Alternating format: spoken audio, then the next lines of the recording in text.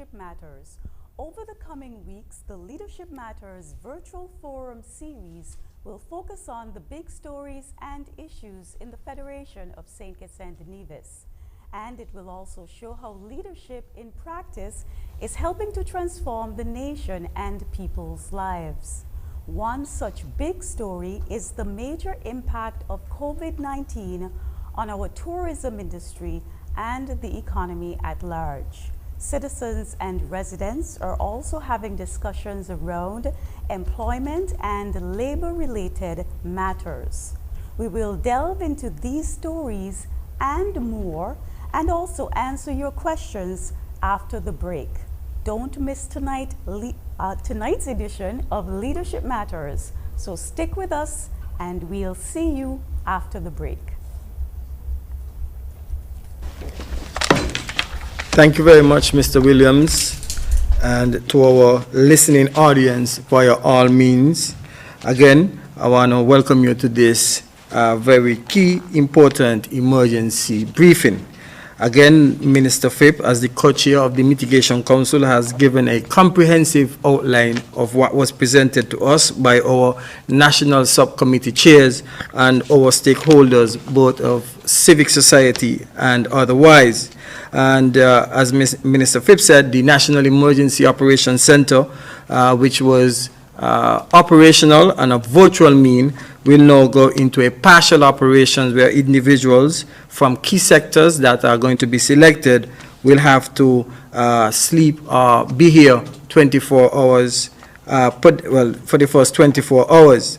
And what we are advising the general public for now is to start to pull out your hurricane preparedness plans, in particular looking at your communications capability, knowing the telephone numbers for key critical agencies such as the Royal St. Christopher Nevis Police Force, the Defense Force, the NEMA, and also fire services and the hospitals near you. Also critically important, I would like you to also know the numbers for our district volunteers for the various districts, bearing in mind that we utilize the electoral boundaries to section our districts. So we're asking persons to get in touch with a number of these individuals, and if you need information, please contact NEMA at 466-5100 for further information. It's very important for persons who are vulnerable in the communities. If you have someone who have a disability, someone who suffers or is an elderly, we are asking you to give them priority, seek assistance from the necessary or the relevant agencies to take care of these persons. In terms of sheltering, we are asking some persons that if you need to move to any shelters, please contact us. If not, we are asking one to first and foremost use the buddy system, meaning that move to a shelter with your family member, your neighbor, or close friend. Bearing in mind that we are still dealing with the pandemic, and everything that you do has to be within the protocols to secure yourself, your neighbors, your loved ones, and anyone else in your surroundings. Now, it's important for you to also pay attention to the reputable local agencies that will provide information for you for this particular passage of the storm.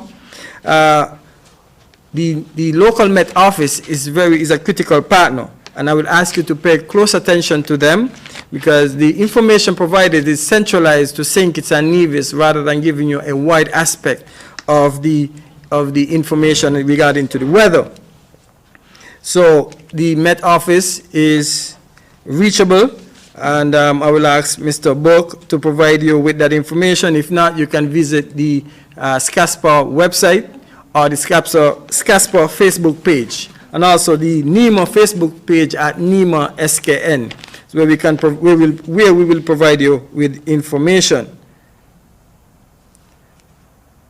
I want to encourage the vendors and other persons who may use tents and any erected portable facilities to exercise caution, as Mr. Burke would have indicated that the storm will be passing with a minimum of 40 miles per hour wind and higher wind gusts. Therefore, these particular facilities or structures, mobile structures, may become flying projectile. If you have trees or anything within your settings that are potential projectiles, please secure them as soon as you can. I will also encourage persons not to park in the waterways, what we call guts. It's critically important. So as of tonight, I would encourage everyone not to park in the guts or waterways. Persons living close to the low-lying areas, meaning close to the sea, you're asked to take all the necessary precautions to safeguard yourselves and your family. And if you park your vehicles around these areas, we are asking you to avoid doing so for the next 48 hours and beyond. To the general public in St. Kitts and Nevis, this is a practice for us to be prepared, and I am appealing to all during the context of COVID-19 pandemic to exercise all the necessary precautions. The Commissioner of Police and the Commander of the Defense Force will be mobilizing their troops and units to ensure the maximum safety. I am appealing to all to adhere to the regulations.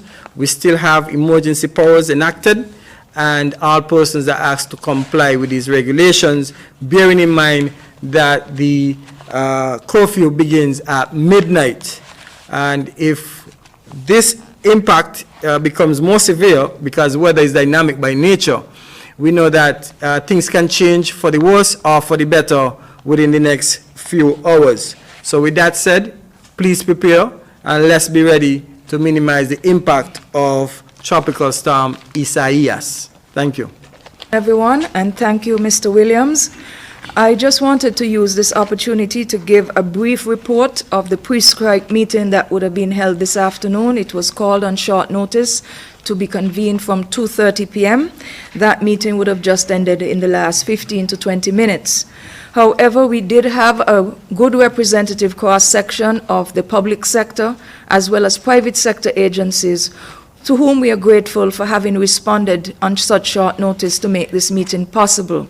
We would have had approximately 40 persons here at NEMA who would have used the opportunity to update the the cabinet representatives, the Attorney General and myself, and also to update the various members of the different district groups, as well as we would have had reports from the permanent secretaries, particularly those in areas that are of key concern as we prepare for a storm.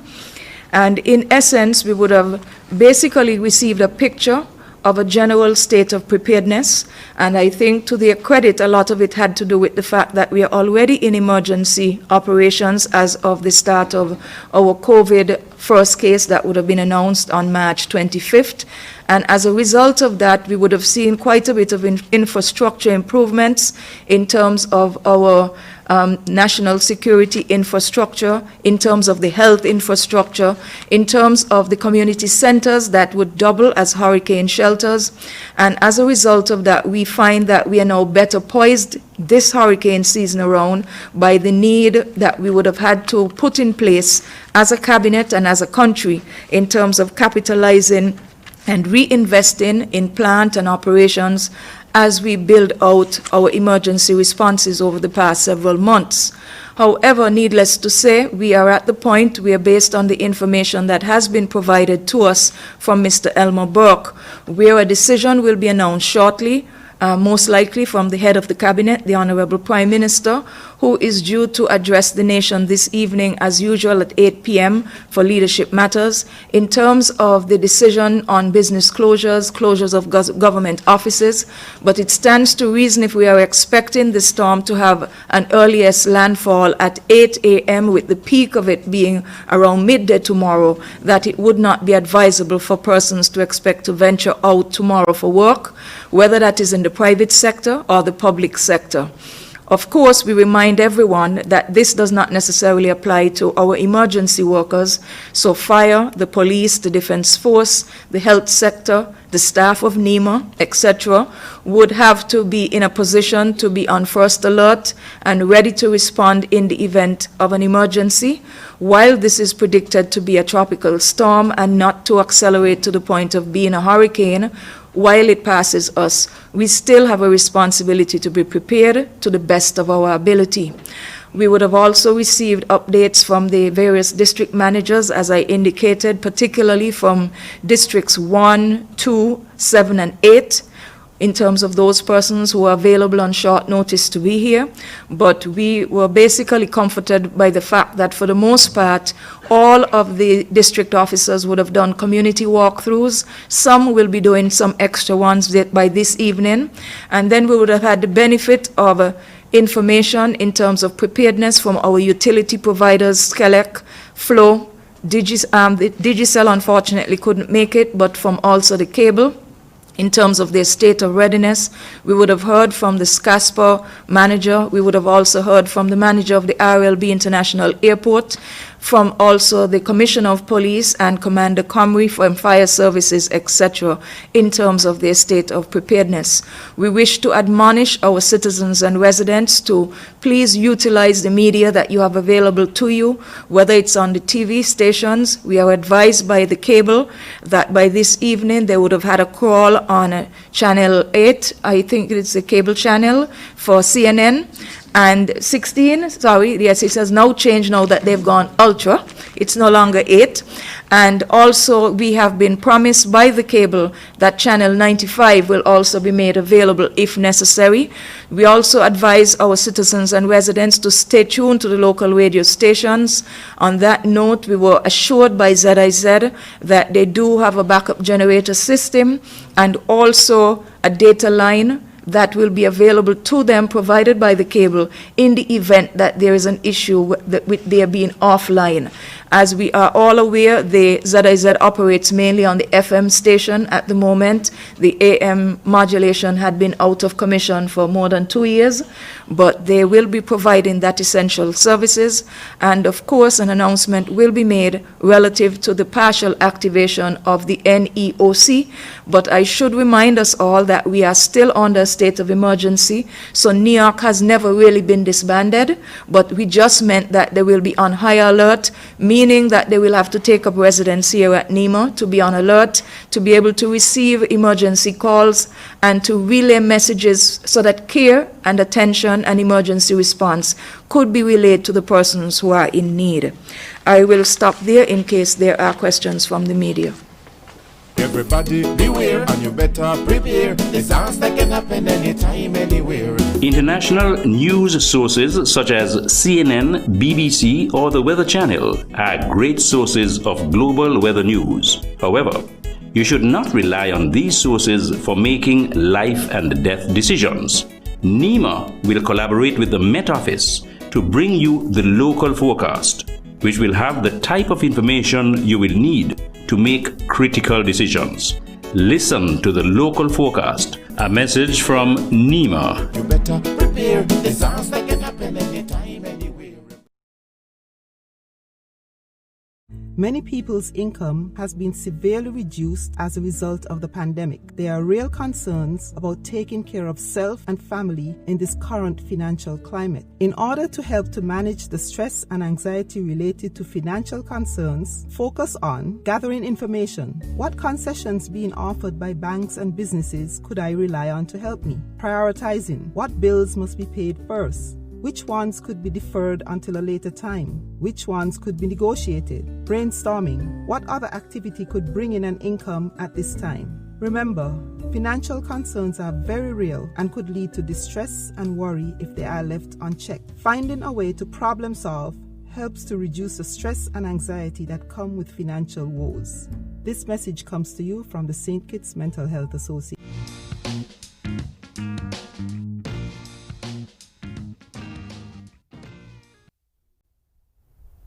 Welcome back to Leadership Matters. Joining Prime Minister Dr. the Honorable Timothy Harris tonight are the Labor Commissioner, Ms. Chanel James, Chairman of the National COVID-19 Task Force and National Disaster Coordinator, Mr. Abdia Samuel, and the Senior Meteorological Officer, Mr. Elmo Burke. After the opening remarks, you will have an opportunity to participate in Leadership Matters. The call-in numbers are 869-466-2666, 662-8674, 767-4765, and our overseas line is 239-645-4500. Questions can also be sent via WhatsApp to 869-661-5683. However, first preference will be given to those who phone in to the program. I now call on Prime Minister Harris to present his opening remarks. My fellow citizens and residents, I am happy to speak to you tonight on matters of national importance. I am committed to serve you to the best of my ability and to ensure that your life is made better through our collective efforts, the efforts of my government and you. Tonight, during the allotted time, we will speak on as many matters which are of concern to you. Everybody beware and you better prepare. Disaster can happen anytime, anywhere. International news sources such as CNN, BBC, or the Weather Channel are great sources of global weather news. However, you should not rely on these sources for making life and death decisions. NEMA will collaborate with the Met Office to bring you the local forecast, which will have the type of information you will need to make critical decisions. Listen to the local forecast. A message from NEMA. You better prepare. Disaster can happen anytime, anywhere. Many people's income has been severely reduced as a result of the pandemic. There are real concerns about taking care of self and family in this current financial climate. In order to help to manage the stress and anxiety related to financial concerns, focus on gathering information. What concessions being offered by banks and businesses could I rely on to help me? Prioritizing. What bills must be paid first? Which ones could be deferred until a later time? Which ones could be negotiated? Brainstorming. What other activity could bring in an income at this time? Remember, financial concerns are very real and could lead to distress and worry if they are left unchecked. Finding a way to problem solve helps to reduce the stress and anxiety that come with financial woes. This message comes to you from the St. Kitts Mental Health Association.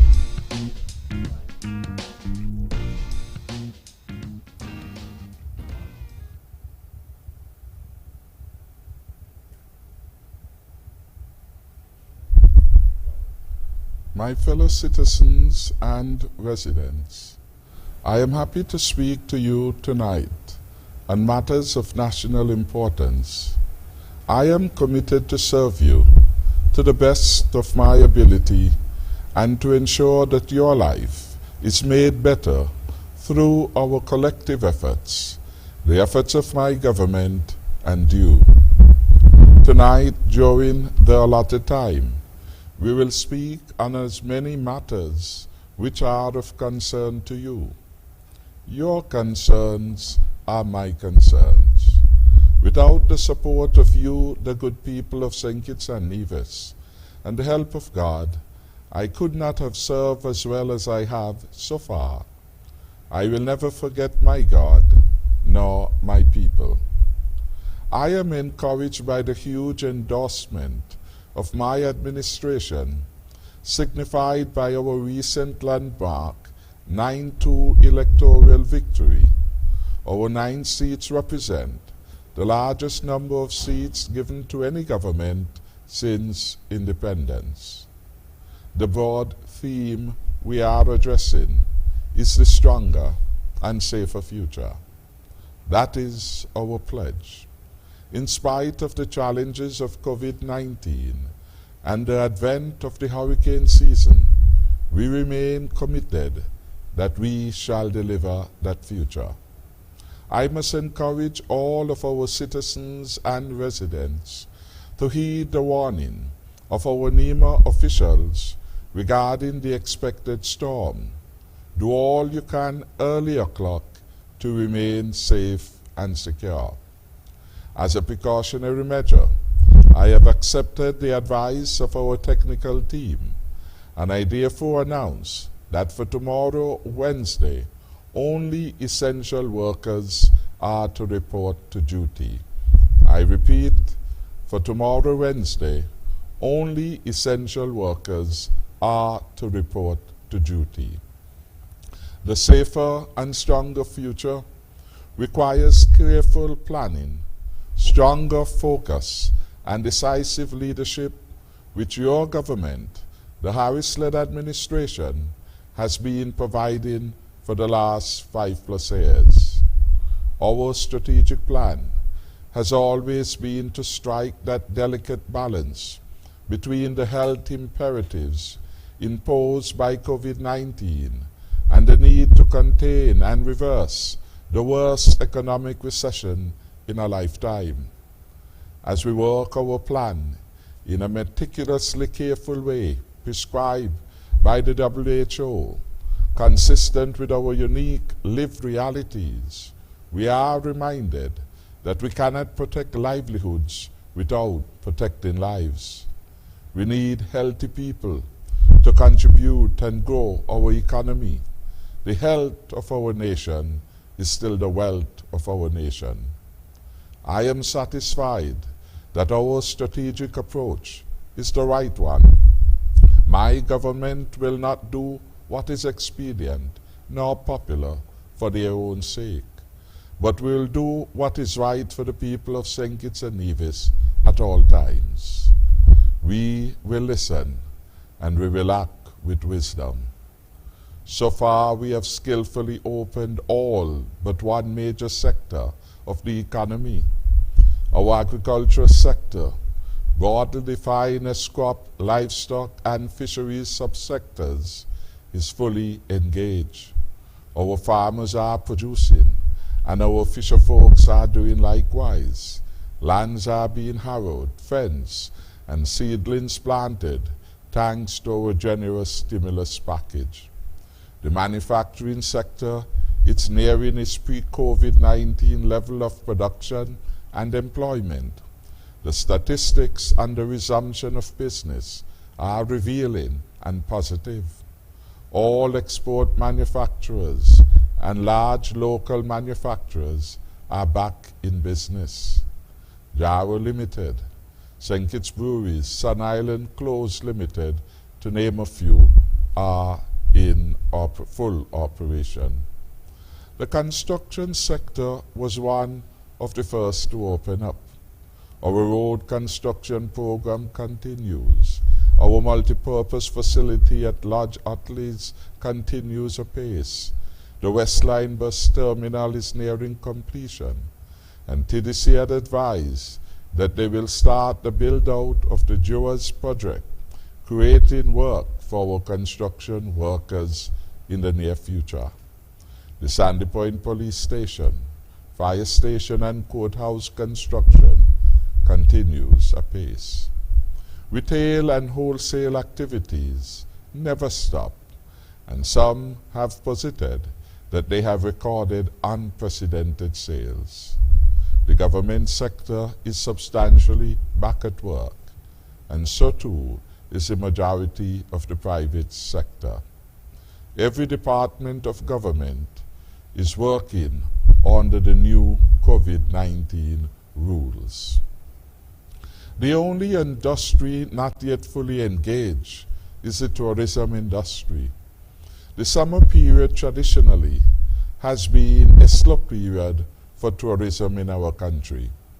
Arrivals this year are down, not just because the borders are closed, but because the source markets, the United States of America, the United Kingdom, Canada, and the Caribbean region have reduced demand for travel on account of COVID-19 and the consequential health risks and reduced income of potential travelers. Indeed, our Miami hub is within the epicenter for COVID-19 in the United States of America. Bahamas, recently suspended air travel to and from the United States of America, its principal source of tourists. French St. Martin recently threatened to close its borders with Dutch St. Martin unless the Dutch side were to close its borders with the USA.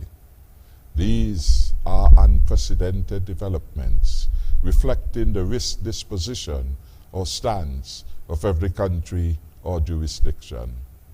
The reality has been, as we opened up, we have created a risk of more COVID-19 cases occurring, spoiling our low-risk status and reducing our attraction as a safe place for tourists to travel. We increase the risk of overwhelming our capacity to quarantine safely, and also the risk of overwhelming our health facilities, in particular at our main hospital, the Joanne France Hospital, and ultimately we increase the risk of deaths. None of these outcomes are desirable at this time. And that is why we have outlined our plan for the careful phase opening up of our tourist plant. We have started with the opening up of our restaurants, first without dining. Then we allowed dining in restaurants. We relaxed restrictions for our bars and the Strip and elsewhere, while insisting on health protocols to protect each other.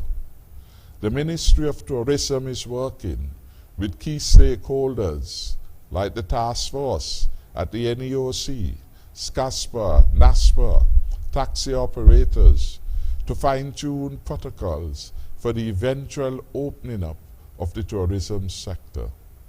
Training, I'm advised, is ongoing.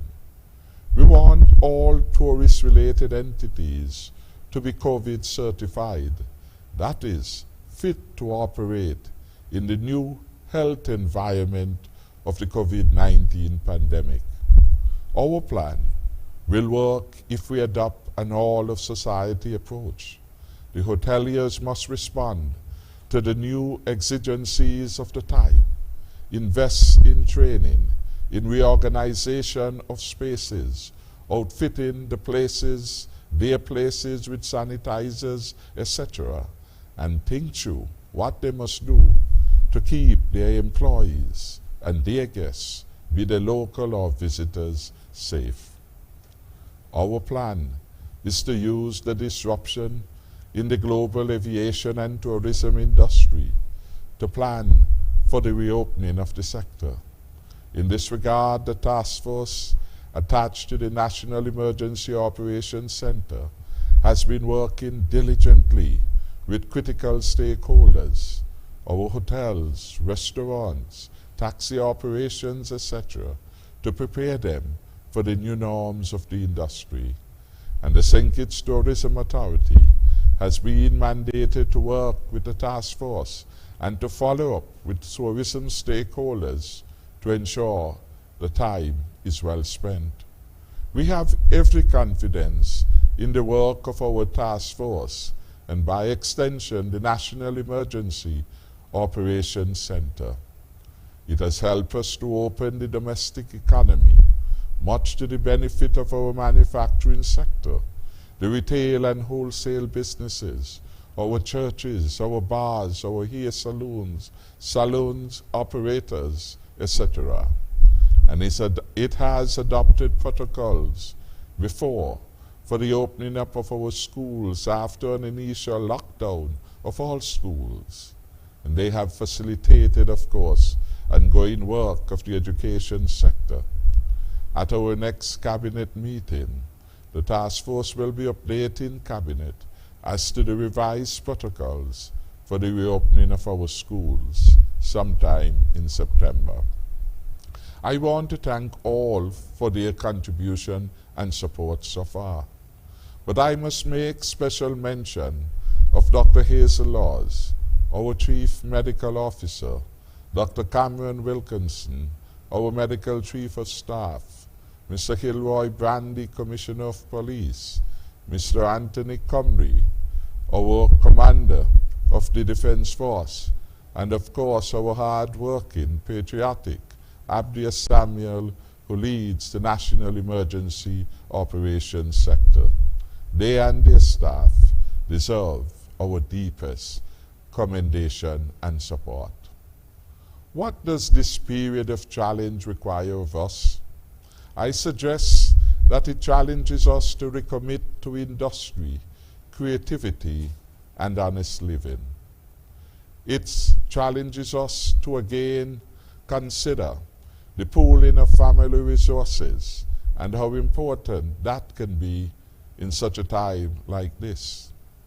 I want to also encourage all to take advantage of the various elements of the stimulus package that has been made available. We will all have to make adjustments. We have to be careful of the things on which we are spending money at this particular moment in time. Indeed, we should be careful at all times of how we use money. Those things that are not absolutely necessary, we should, for the time being, reduce or eliminate spending on.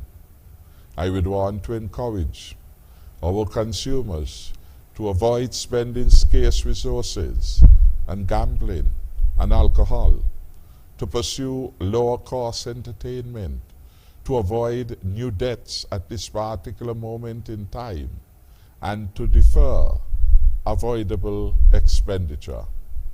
Pool the resources of the family so that you can better coordinate shopping and expenses of the extended household. You can, for example, rotate expenditure and rent, electricity, cable, etc.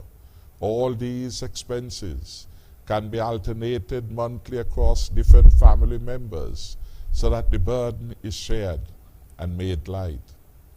Again, consider how you can benefit from the stimulus package which we have announced. Do you, for example, qualify to apply for the 6 months waiver and water bills for the months of April to September? Can you benefit from the 6 months moratorium and mortgage being offered by the Development Bank and other banks? At our 96th meeting of the Monetary Council, I learned that 1,919 applicants in St. Kitts and Nevis have benefited from the 6 months moratorium and their mortgages totaling a whopping $408 million in loans. I want to encourage our people to examine their skills and experiences. Are there opportunities to apply these to earn or supplement your income at this time? Can you, for example, do some mechanic work or painting? Are you willing to pursue self-employment as a cleaner or caterer, or even an event planner, drawing on your last work experience or prior training? Can you identify your talents? Will you let them help you earn a living at this time? Indeed, over the past months, we have had good examples of this. Several persons, including Lynette Bonaparte of New Road, Mrs. Faustina Wilson of Molyneux, Winifred Weeks of Molyneux, got into the making of masks, fulfilling a demand for personalized masks. The St. Kitts breweries produced and donated alcohol-based sanitizers to other entities, governmental and non-governmental. And one other entity has engaged in the production and sale of hand sanitizers. All these developments we welcome. As we consider the further opening up of our health sector, we will take critical steps to minimize risk to lives. Saving lives is what this government first order of business must be. We have asked the Health Emergency Operations Center and the National Emergency Operations Center to continue to provide protocols and to certify the readiness of our hotels and to address the matter of additional quarantine options so badly needed at this time as we planned for the opening up of our country. We have asked them to consider residential homes, for example, villas and condos and other properties that could be safely be used for this purpose. We are fine-tuning a mandatory app for tracking visitors with geofencing capability. The app will facilitate contact tracing and facilitate the management of suspected cases through real-time feedback. All visitors will be asked to comply with our protocols and to obey our emergency powers regulations. Over the next few weeks, in collaboration with the Ministry of Health and with assistance from PAHO and CAFO, as the case warrants, we will step up training for persons in the tourism industry, including hotel operators, restaurants, bars, tour operators, and taxi drivers. We hope to win the support of the public as we complete the necessary preparations in advance of further significant opening of our country. I must say that my government will not rush to open our borders and lose the gains that we have made at tremendous sacrifice. Yes, we will expedite the necessary preparations to ensure our reproduction of the R figure remains low, that is below 1. An R of less than 1 means that the virus will eventually peter out, and the lower the R, the more rapidly it will happen. I am advised by our medical chief of staff that we now have an R value of below 0.4, which is very good for a nation our size. As we contemplate the opening up of our hotel sector in the not too distant future, let us ensure that the health of our citizens is not jeopardized. If we abide by the protocols, if we take heed of the advice that has consistently led to good results, I am certain that St. Kitts and Nevis will continue to be the model of the best managed small island state in the world. I thank the people of St. Kitts and Nevis for their support so far, and I shall continue to serve the people to the best of my God-given ability. Thank you for allowing me, Val, to make these opening remarks. Thank you very much, Mr. Prime Minister. We will now have an important weather update from Mr. Elmo Burke, Senior Met Officer. Good evening, citizens and residents. As of today, Wednesday, the 28th July 2020, at 5 p.m., potential tropical cyclone number 9 was located at about 14.4 degrees north, 55.9 degrees west, and that puts it at approximately 495 miles to the southeast of St. Kitts and Nevis. Potential tropical cyclone number 9 had maximum sustained winds of 40 miles per hour and was moving in a west-northwesterly direction at about 23 miles per hour. Because of this, we here in St. Kitts and Nevis can anticipate seas deteriorating from tomorrow into Thursday. Seas are expected to be between 9 and 14 feet in height, with higher heights. Rainfall totals are anticipated to be between 3 and 6 inches in total, and peaking up to 10 inches in some places. As such, possible flash flooding and landslides can be anticipated. Seas, as I would have indicated, are expected to be very rough and hazardous. Weather conditions are expected to deteriorate with increasing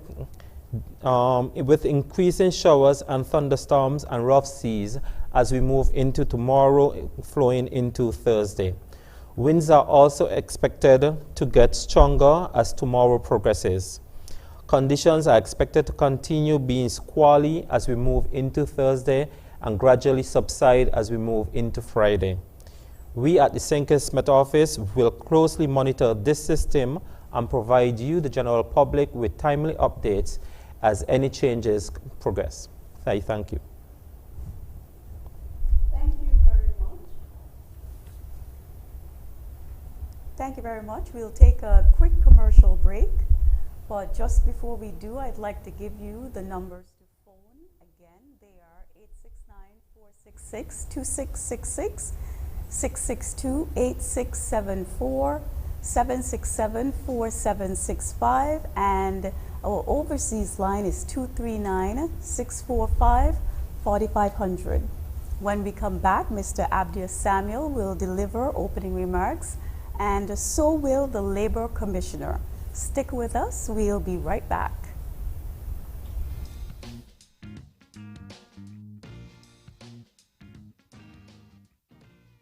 Everybody beware and you better prepare. Disaster can happen anytime, anywhere. During the hurricane season, you will be exposed to the dangers of not only hurricanes, but also tropical storms, tropical depressions, or rain-laden tropical waves.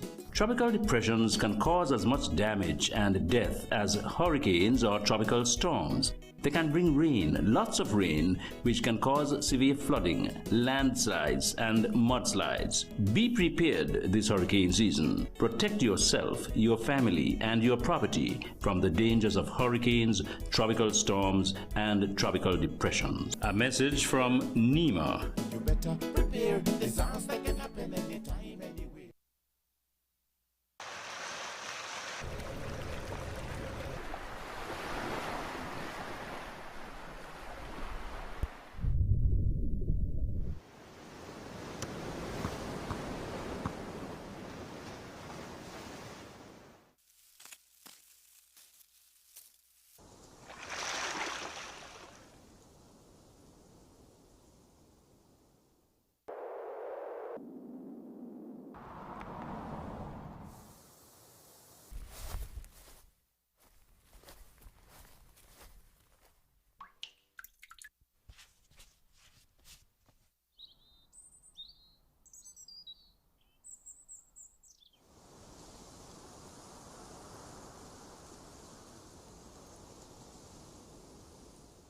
Protect yourself from the novel coronavirus. Wash your hands thoroughly and frequently for at least 20 seconds each time. Avoid shaking hands and touching your face with unclean hands. If you have to cough or sneeze, do so into your flexed elbow or a paper towel and then dispose of it. Keep a distance of 3 feet away from anyone with the cold or flu-like symptoms. Boost your immune system with vitamins, drink plenty of water, and get adequate rest. Visit your doctor, the nearest hospital, or health center if you or a family member becomes ill. A message from the Ministry of Health and the National Emergency Management Agency, NEMA. Everybody beware and you better prepare. Disaster can happen anytime, anywhere. International news sources such as CNN, BBC, or the Weather Channel are great sources of global weather news. However, you should not rely on these sources for making life and death decisions. NEMA will collaborate with the Met Office to bring you the local forecast, which will have the type of information you will need to make critical decisions. Listen to the local forecast. A message from NEMA. You better prepare. Disaster can happen anytime, anywhere.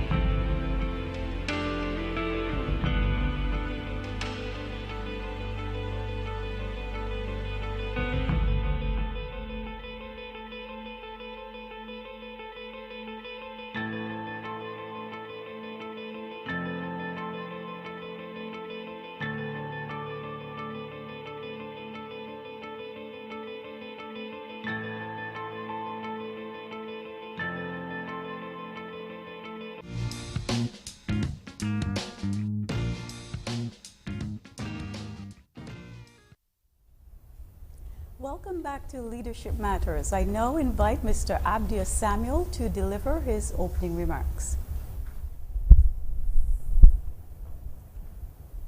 Thank you very much, Madam Chair, and thank you, Honorable Prime Minister, for affording the opportunity to be here and share this platform with you to share information to the general public. Dear citizens and residents, as we have the potential tropical cyclone number 9 approaching the chain of islands in the Caribbean, we are here appealing to your good sense to be able to do your storm preparation measures. We have been advised by the Met Office here on St. Kitts that we may receive impact within the next 36 to 48 hours. As a result, the Honorable Prime Minister has appealed to non-essential workers to stay at home while essential workers would have to report for duty. In this regard, today, the Mitigation Council ministers, in that of the Honorable Attorney General Vincent Byron Jr. and also the Honorable Wendy Phipps, would have engaged the national subcommittees in a multi-sectorial meeting that was held at the NEMO headquarters. At this meeting, reports were given by the national subcommittees and the district volunteers, along with our social partners. We heard of the preparation measures that are in effect, and in this regard, I wish to notify you of some of the challenges that we are going to appeal to you on for this potential impact. Persons who are living in low-lying areas are asked to move to higher grounds to avoid the impact of the wave action as stated by Mr. Elmer Burke, Senior Met Officers. Persons who practice the parking in waterways such as guts, rivers, and otherwise are asked to cease from doing so for the next 48 hours and beyond.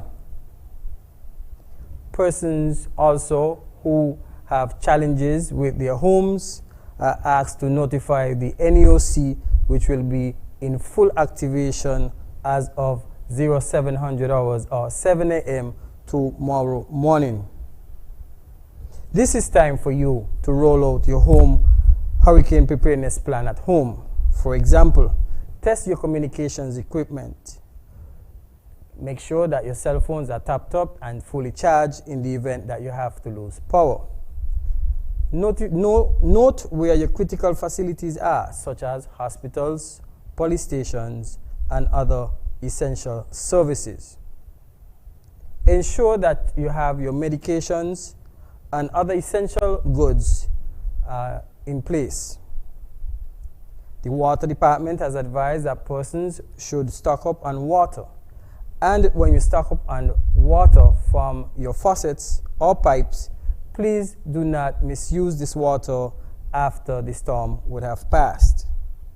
Our district volunteers have advised that they continue to do walkthroughs to the communities.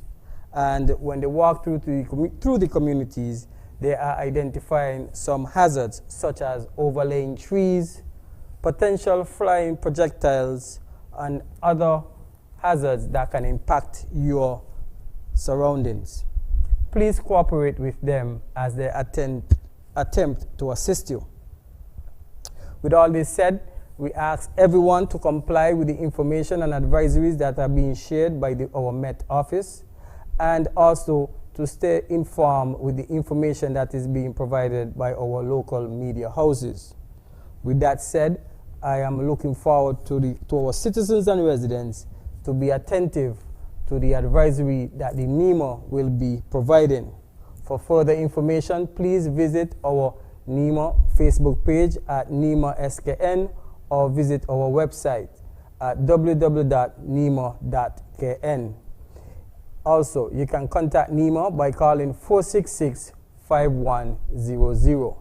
With that said, I urge everyone to take all the necessary safety precautions in securing yourselves and your neighbors and your surroundings from the potential impact of Tropical Cyclone number 9. Thank you. I'd like to inform our audience that we intend to take as many of your questions as possible. So from here on, we won't take any more breaks for the rest of the night. Let me give you the numbers to call again before I introduce Ms. James to give her opening remarks. They are 869-466-2666, 662-8674, 767-4765, and our overseas line is 239-645-4500. So as soon as Ms. James, the Labor Commissioner, is done with her opening statement, you're welcome to give us a call and we will gladly take your calls, okay? So I now invite Ms. Chanel James, the Labor Commissioner, to deliver her opening remarks.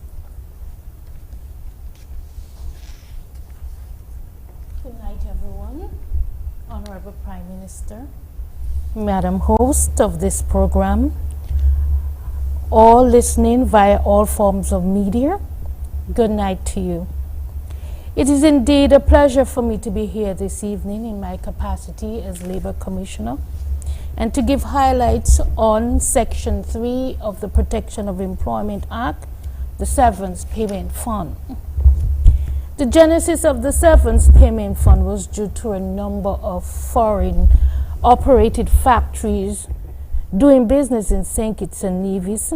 These companies were offered tax breaks of 10 years as a way of attracting investment to the islands and to provide jobs for workers. After this 10-year break was over, many of them would leave the island and abandon business. This left several of our workers unemployed without receiving benefits due to them under the law. That is notice pay, their wages, holiday pay, etc. Government felt that more protection for the workers were needed, and so a social protection fund was implemented and called the Severance Payment Fund. The Severance Payment Fund was established as an Act of Parliament in 1986 under the Protection of Employment Act No. 6 of 1986 and was revised in 2000 as the Protection of Employment Act, Chapter 18.27. The purpose of the fund is to assist workers who, through no fault of their own, are terminated. That is under the grounds of redundancy, and they will receive a payment that will assist them as they search for new employment. The government initially allowed 5 years for the maturity of the fund, and during that time, government paid 50% and employers paid the other 50%. As of September 1991 until present, government pays 100% of all benefits under the Severance Payment Fund to workers. Severance payment is a non-taxable compensation. As I said, it is paid to a qualified worker who has been made redundant. It compensates the worker for a loss of continuous wages after being laid or after being made redundant. The compensation is intended to provide funds due to the loss of a paycheck while the worker is out seeking re-employment. Severance payment is based on an economic reason, which result in the position being made redundant and not based on the worker. In two other instances, the worker would indeed qualify for severance pay based on resignation in Section 5E of the Act and medical incapacity. The law stipulates that the Labor Commissioner is the administration of the Severance Payment Fund, and the Department of Labor oversees the day-to-day operation of the fund. To qualify for severance payment, a worker must be employed with his or her employer for 1 full year. In addition to the full year of continuous employment, a worker can also qualify for severance pay based on the following. The employer has discontinued or ceased to carry on all or part of the business. The employer has modernized, automated, or mechanized all or part of the business. The employer has reorganized the business to improve efficiency. The employer finds that it is impossible to carry on all or part of the business at the usual rate due to a shortage of material, mechanical breakdown, or cause beyond their control. The employer is first to reduce business due to a lack or change in markets, where the employer dies and the business ceases to operate, where the business is liquidated by bankruptcy or otherwise, where a worker has been laid off for a period of 12 weeks. Resignation, whereby a worker may terminate his or her own services without notice if the conduct of the employer is of such a nature that the worker cannot reasonably expect to continue employment, and as such, termination shall be deemed to be terminated by the employer. In such a case, the burden of proof is on the employer. And finally, medical incapacity, where a medical practitioner certifies that an employee or worker is suffering from an infirmity of the mind or body, which is likely to be permanent, provided that the infirmity has lasted for a period of 3 months or more. Employers are responsible for providing financial resources to the fund by way of contribution payable in respect of the worker. Workers, I must note, workers do not contribute to the fund. Every month, an employer pays 1% of the wage bill in respect to all workers into the severance payment fund. And this is done via the Social Security Board, which has been vested with the responsibility for the collection of contribution on behalf of the Labor Commissioner. Now, whereas a worker qualified to receive severance pay, as I noted before, the law states that a worker may not qualify for severance pay when there is a change in ownership of the business, if the employer dies, if the worker is made redundant based on the closure of the business, or otherwise, that worker shall not be entitled to severance payment if the contract of employment of the worker, if the worker is offered a new contract of employment that is greater or on par to the contract which they would have had previously under the old employer. The law also states if an employer lays off or suspends a worker for a period of at least 12 weeks, in the 13th week, if the worker is not recalled, the worker can request his or her service be treated as terminated, and the employer is obligated to grant that worker his or her termination, thereby giving them the right to claim severance payment. However, the worker must work for 1 year of continuous employment. The law also states that a worker's service are deemed to be terminated if the employer is unable to offer that worker employment for 12 weeks from the time of the layoff or the suspension. And if this does not occur when the worker is entitled to apply for severance payment, what I should backtrack, this will not occur if the worker is not offered a contract of employment by the employer once that person was made redundant.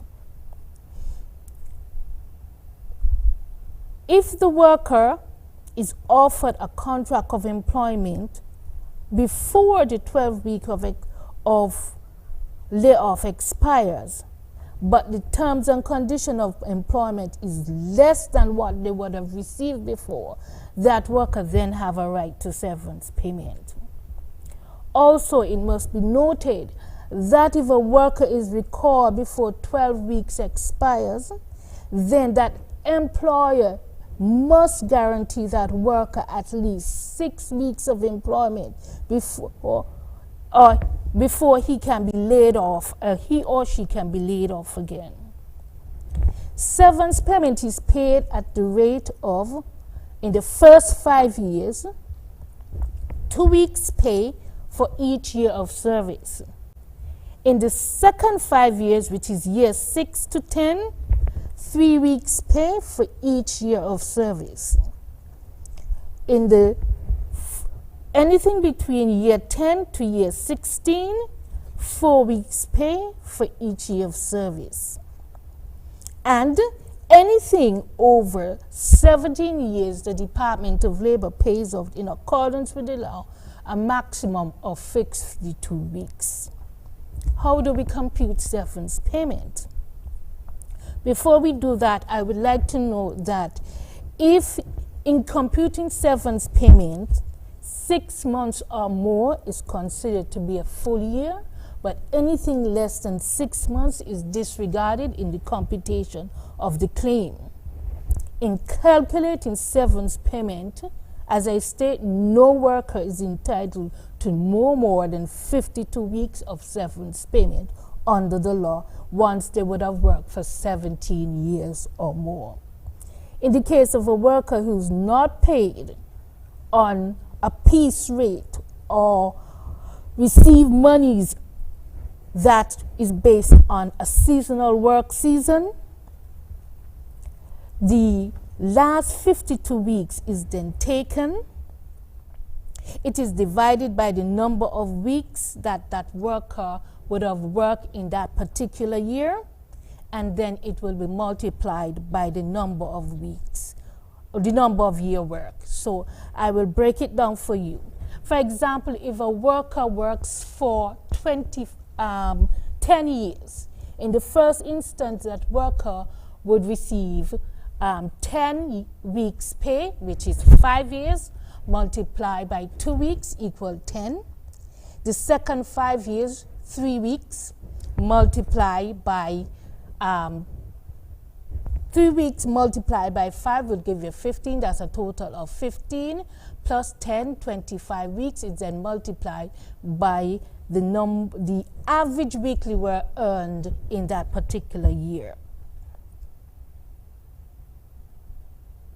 Now, I must note that if the business closed as a result of liquidation or bankruptcy, the worker is considered to be priority debtors, and as such, before the employer or the company is liquidated, the workers must be paid first.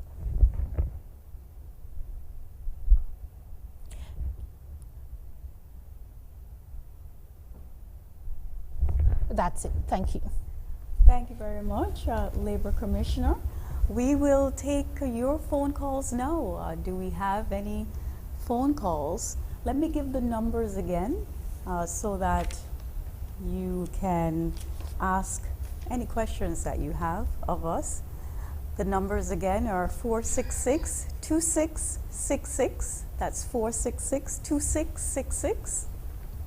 Oh, okay, I see we have a phone call. Go ahead, please, caller. Okay, they're about to turn up the volume. Good night, caller, you're live.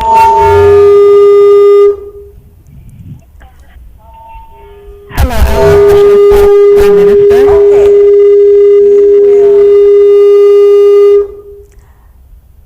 let's take a quick break.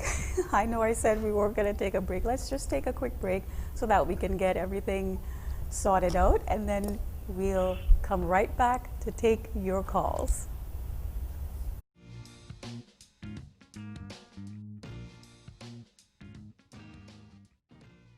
Everybody beware and you better prepare. Disaster can happen anytime, anywhere. During the hurricane season, you will be exposed to the dangers of not only hurricanes, but also tropical storms, tropical depressions, or rain-laden tropical waves. Tropical depressions can cause as much damage and death as hurricanes or tropical storms. They can bring rain, lots of rain, which can cause severe flooding, landslides, and mudslides. Be prepared this hurricane season. Protect yourself, your family, and your property from the dangers of hurricanes, tropical storms, and tropical depressions. A message from NEMA. You better prepare. Disaster can happen anytime, anywhere.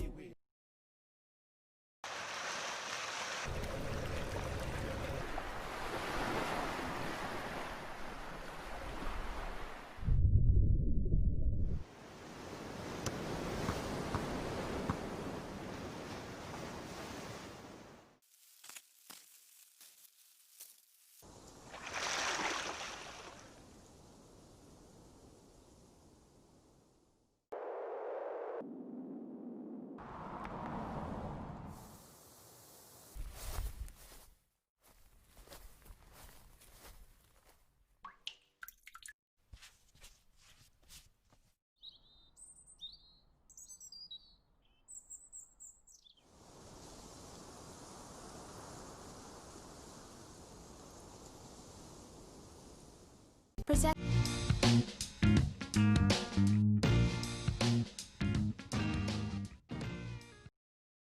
Back to Leadership Matters. We had a little technical difficulty because I forgot to inform the audience or I forgot to remind you, please turn your TV or your radio down or move away from it. Just speak into the phone, please. That's why we were getting a little bit of feedback. So we have a few callers on the phone. Go ahead, please. You're live on Leadership Matters. Hello, good night. Okay, I will give the numbers again. 466-2666. Good night. You're on Leadership Matters. Good night. Dr. Garrett Medium. Good night. Very good. Once again, to the Prime Minister and the panelists there.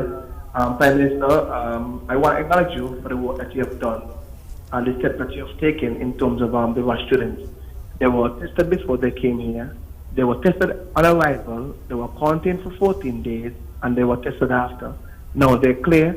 They are able to enter into the general public amongst us. So that's a very good strategy that you're using, because persons think that the borders are closed, nobody at all can come in. But you're saying you can come in, but you must be quarantined. There's a fake news going around about the water is going to be turned off at midnight, 12 o'clock. I was able to confirm that that is incorrect. So I want the general public to know that no water is going to be turned off midnight. However, I will encourage you to continue to fill your bucket or your bottles of water to prepare for the storm that's coming tomorrow. Very quickly, because I only have a minute. Can you give me some little timeline when Old Road Bay development should be completed, and also the fishery? Also, there was some rocks in the existing road, and they was there for a very long time. And we tend to wait for somebody to tell us what to do. I'm sure there are persons who are assigned to keep the road clean. So I'm saying to those persons, when those rocks fall down on Old Road Bay, please, in a timely manner, get them off the road, because this is a very, very busy road, and that road has been abandoned for some amount of years. And thank you, Prime Minister Harris, for taking on that initiative with your ministry to make sure we have a brand new, safe road coming from Bar State, heading into the country. And I live in OR, and I'm going to be very happy so I can drive safe. So thank you for that. Thank you very much. Good night. You're on Leadership Matters. Hello, good night. Go ahead, please. You're on Leadership Matters. Hi, good night. I'm calling with a question. where the Prime Minister said tomorrow only essential workers go to work. During COVID-19, there were some wholesalers that were part of the essential workers. What I'm calling to find out, are they part of tomorrow essential workers also? Thank you very much. Good night. You're live on Leadership Matters. Okay, we'll go ahead and answer those questions.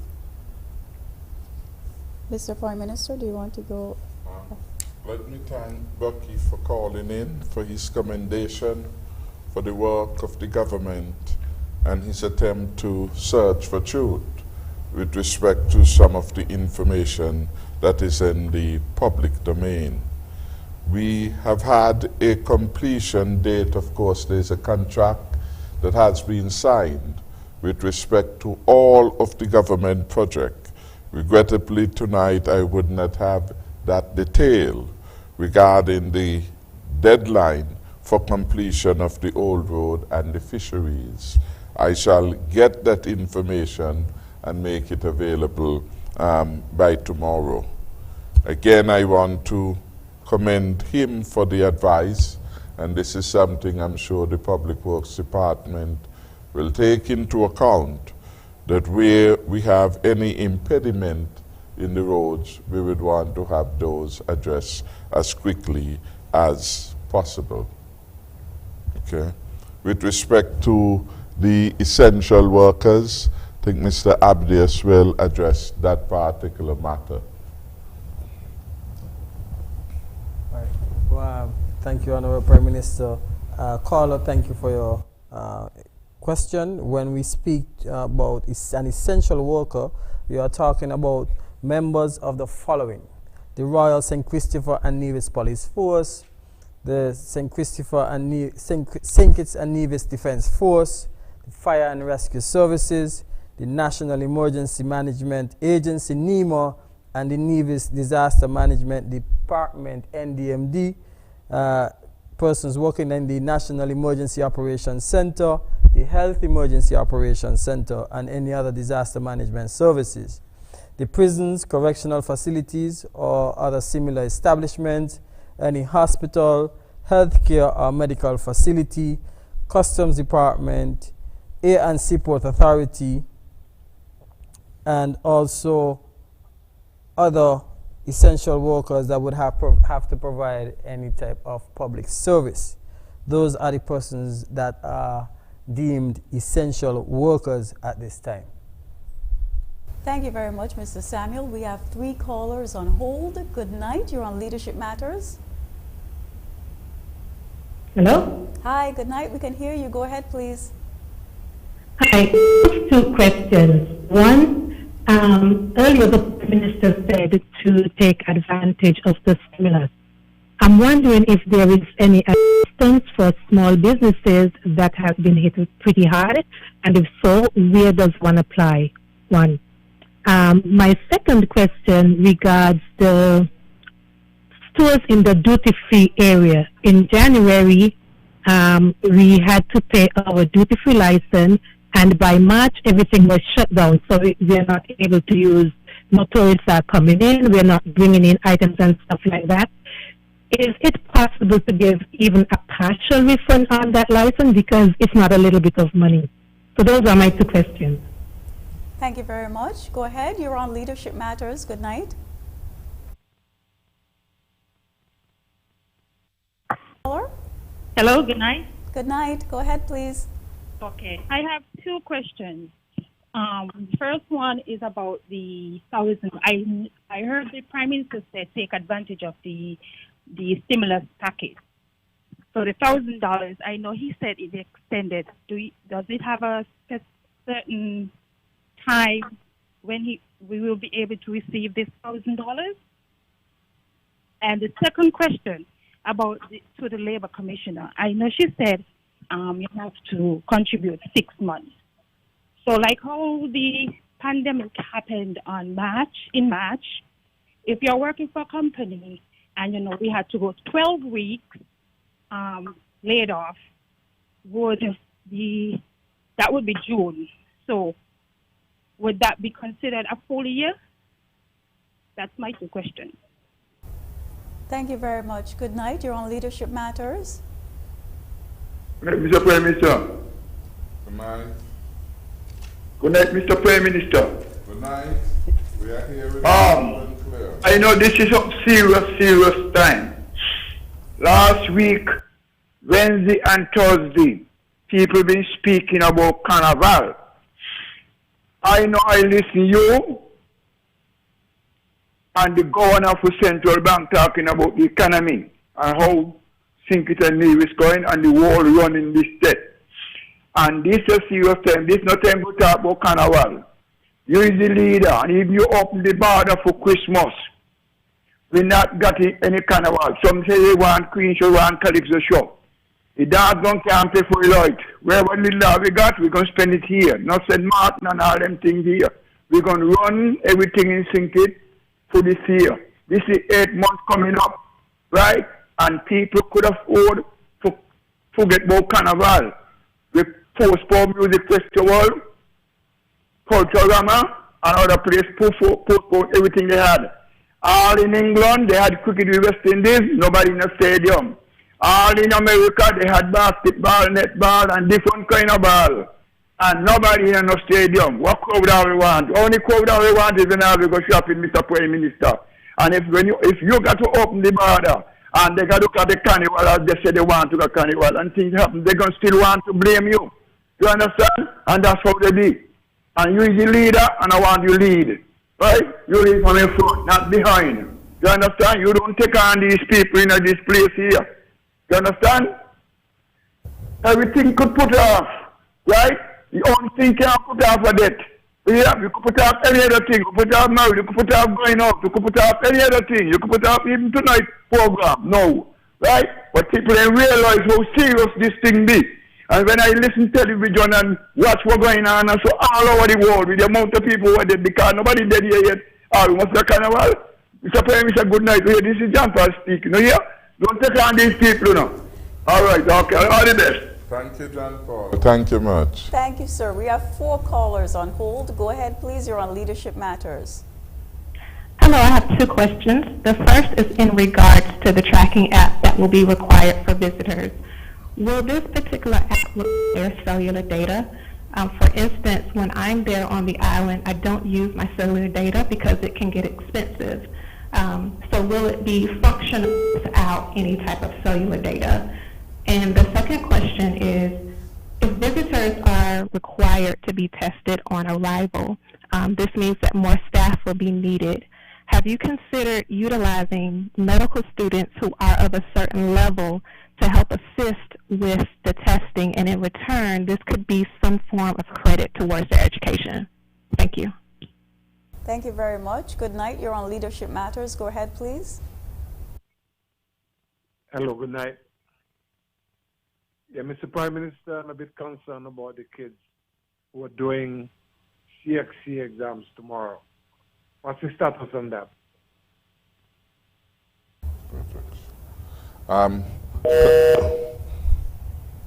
Thank you very much, caller. We're actually awaiting an update from the Ministry of Education. As soon as I get that, I will read it on air. We now have to. Oh, we do? Okay. Yes. So, we don't have any more callers? Okay. So we'll go to that update then, Mr. Samuel. No, okay, sorry about that. Okay, we'll go to the Labor Commissioner. We had a question, and we'll let her address that, and then we'll let the Prime Minister. Labor Commissioner, Ms. James. The 6 months that the caller is making reference to has to do with your years of service. For example, if you were employed as of the 1st of January 2015 and you were terminated as of the 15th of March 2020, that means you would have 5 years and 3 months. That 3 months would be disregarded. But if you were terminated the 15th of July, that would be considered 5 years and 7 months. Therefore, that 7 months will be considered 1 full year. So instead of having 5 years in 7 months, you will now have 6 years. Thank you. Mr. Prime Minister, I'll invite you to address some of the comments and then questions. Thank you very much. I think Mr. Abias has received WhatsApp from the official in education regarding the status of those who are taking exams. So he will basically report what has come from that official. John Paul has raised the concern regarding the priority in terms of the opening up with respect to certain activities. It is a sensible point that he has raised. How do we plan for Carnival in the context of the reality now, where there's a need for social distancing, the wearing of masks, an environment in which one can move about with minimum risk. That matter, I am aware that the Ministry of Culture is paying attention to. Carnival is still some distance away, and I think before December we will have a decision made on whether or not Carnival for 2020 is in fact possible, or if it does, in what form, because there can be some virtual elements perhaps to some of that. What I can say is that we will not engage in any event that will create a great risk for the spread of the virus, and we will lean heavily in this regard on the professional advice of our health experts on that matter. The priority now, of course, is working hard to get the hotel sector to a state of readiness so that when we are at that point, we can make a careful decision regarding the opening. The other priority which my government face will be preparation of our education sector for the eventual opening of school. All other activity then will come after those, but those will be the matters to which the government shall give special priority and consideration. In our education sector, we are talking about over 15,000 children or students participating from early childhood all the way up to the CFBC College. So that's a substantial number, and that certainly would take a lot of consideration and action. The caller who asks about the app, what I would say, the app is still being worked on and being fine-tuned. We are being assisted in that regard by a son of the soil who is himself a medical expert, and I want to place and record our deepest gratitude to him for this donation he is making to St. Kitts and Nevis, giving us a state-of-the-art response to the challenges of COVID-19, enhancing our ability to track where people are through geofencing capabilities, and of course to be able to get health updates regarding anyone who enters the Federation. In terms of the call of how persons, students perhaps or others can participate in delivery of health care, while as a general rule we will welcome all help, that will be left to the Health Emergency Operations Center, and in particular our Chief Medical Officer and Medical Chief of Staff to determine what kind of help they will want to add to the pool. So I want to thank the caller for those questions that have been put. Abdias, could you read the response you have had regarding the exam? But initially, the initial dialogue, the permanent secretary of Education has advised that the Ministry of Education is preparing a statement to announce the cancellation of CXC examinations tomorrow. So as soon as I get the full statement, Honorable Prime Minister, I will read it. Thank you very much. We have some callers on hold. Go ahead, please. You're live on Leadership Matters. Good night. Hello. Hi, good night. Go ahead, please.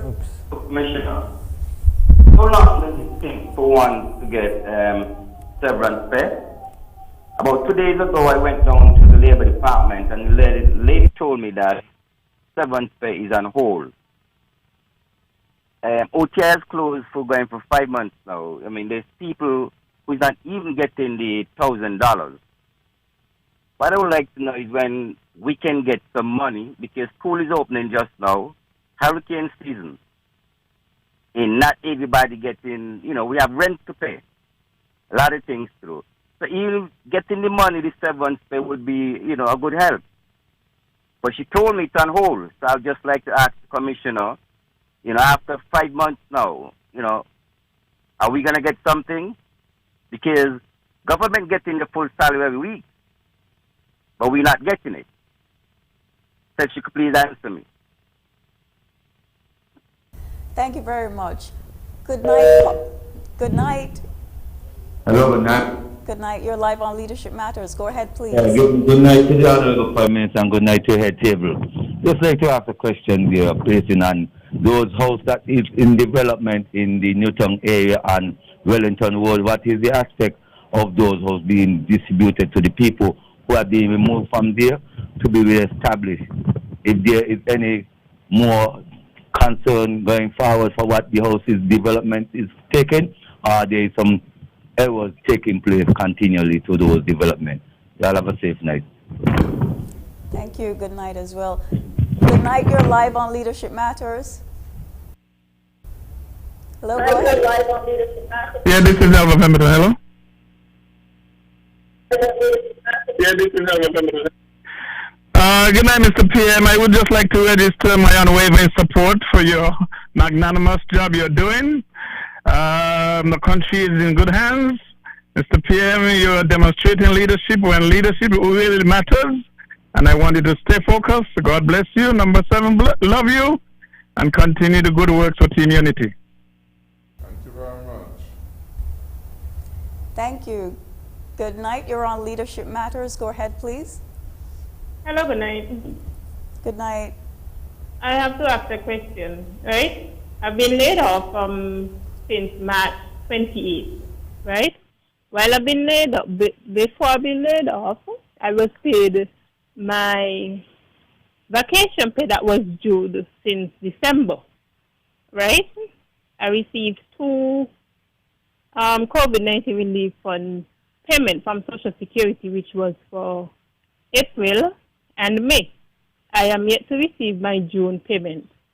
When I called Social Security today, they tell me I won't be getting a June payment because I was paid in April, my vacation pay, right?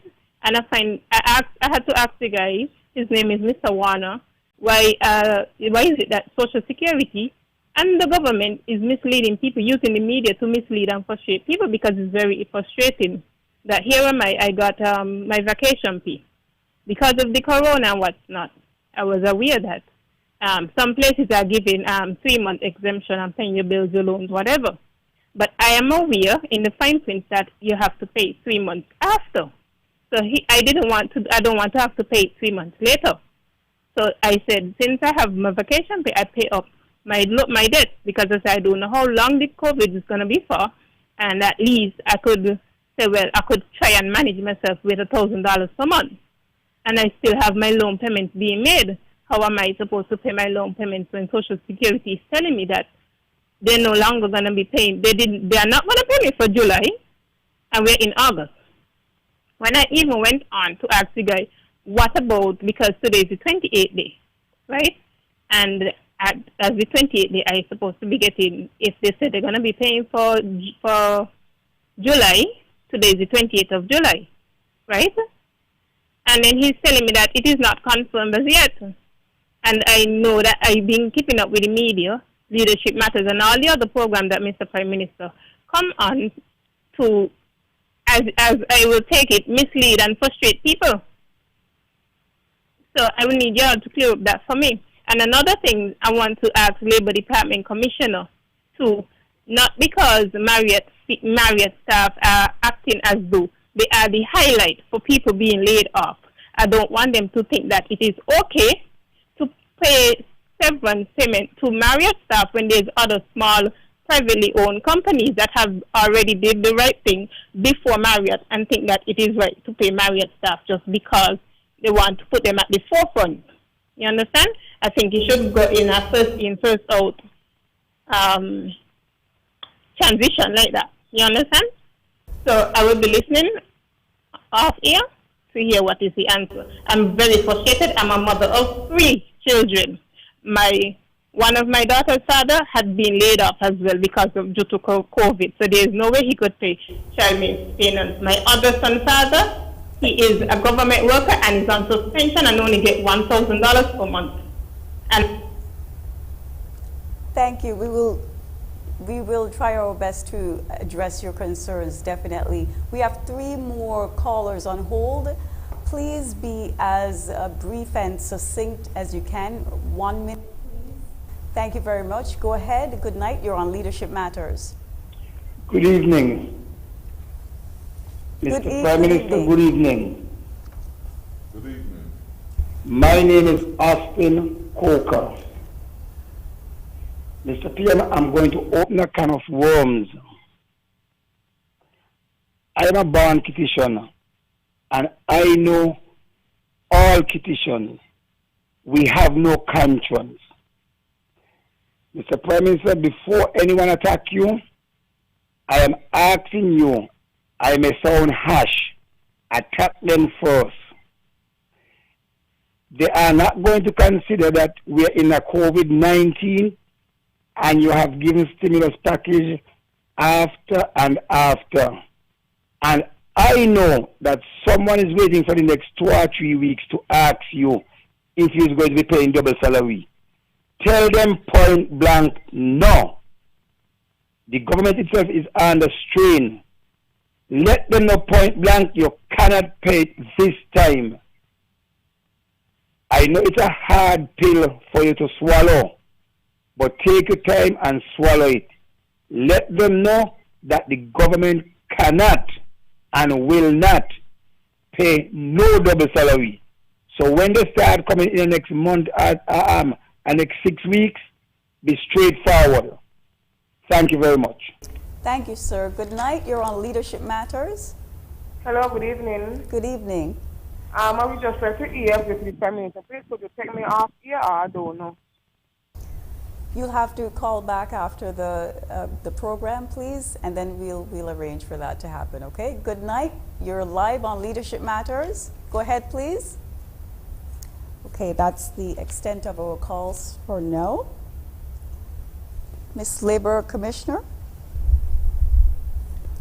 With reference to the caller that spoke about being made redundant from OTI and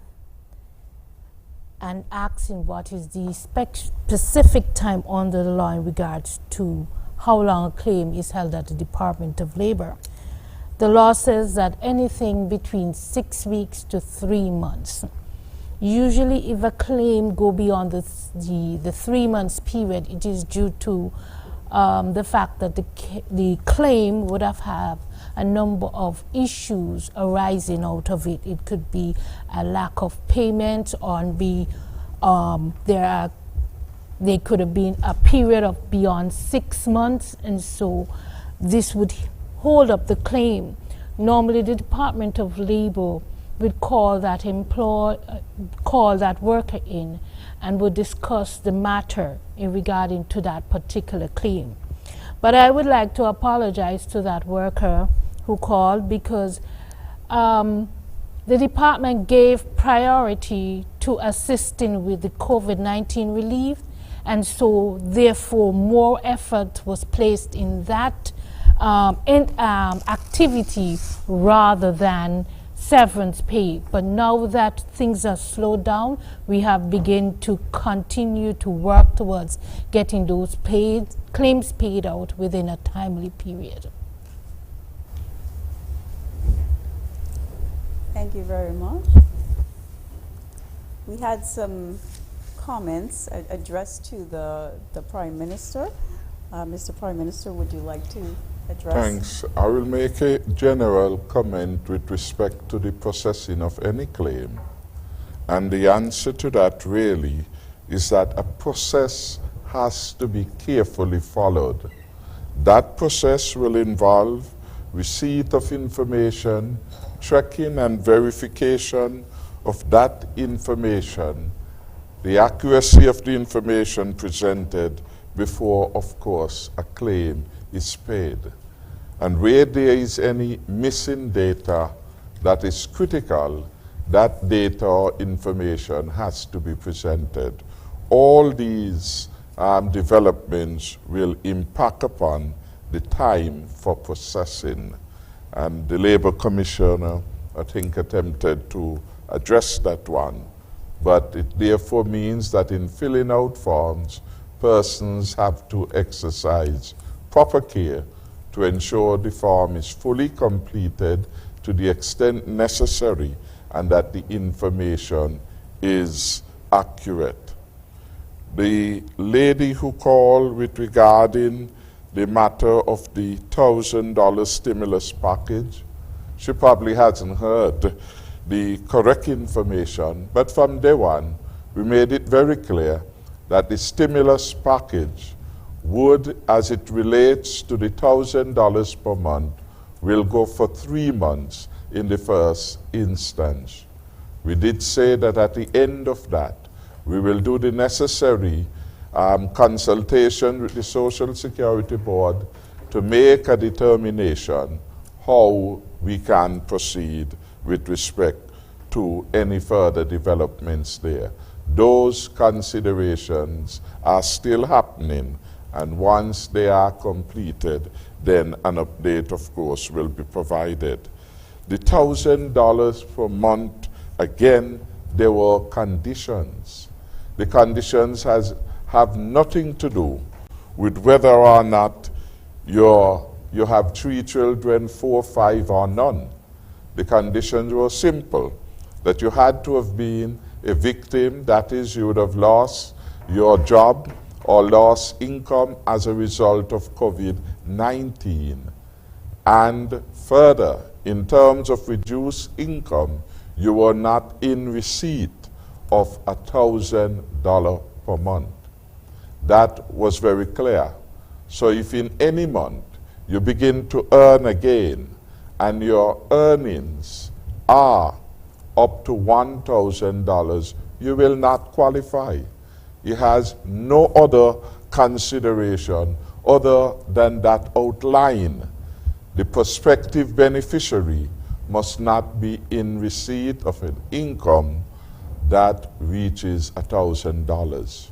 Where the person, for example, gets shortened work week and is in receipt, for example, of $500 per month, that person can receive $500 from Social Security so that he or she will not go over the $1,000 set as the minimum threshold.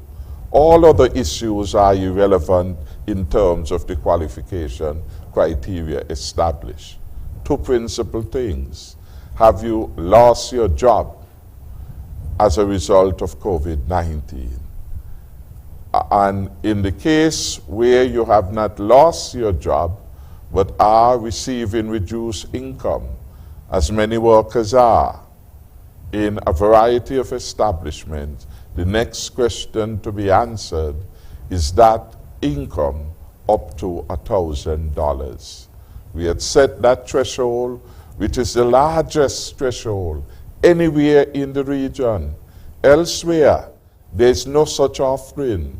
Elsewhere, workers are offered $600. In some areas, they are offered $75 per week. only in St. Christopher and Nevis was $1,000 set as the threshold that we would want people to be in receipt of. So that as far as the qualification goes, as I said, issues of how many children, important as they have nothing to do with the criteria, and it's difficult to put those in the criteria. Austin Coker raised the matter of double salary.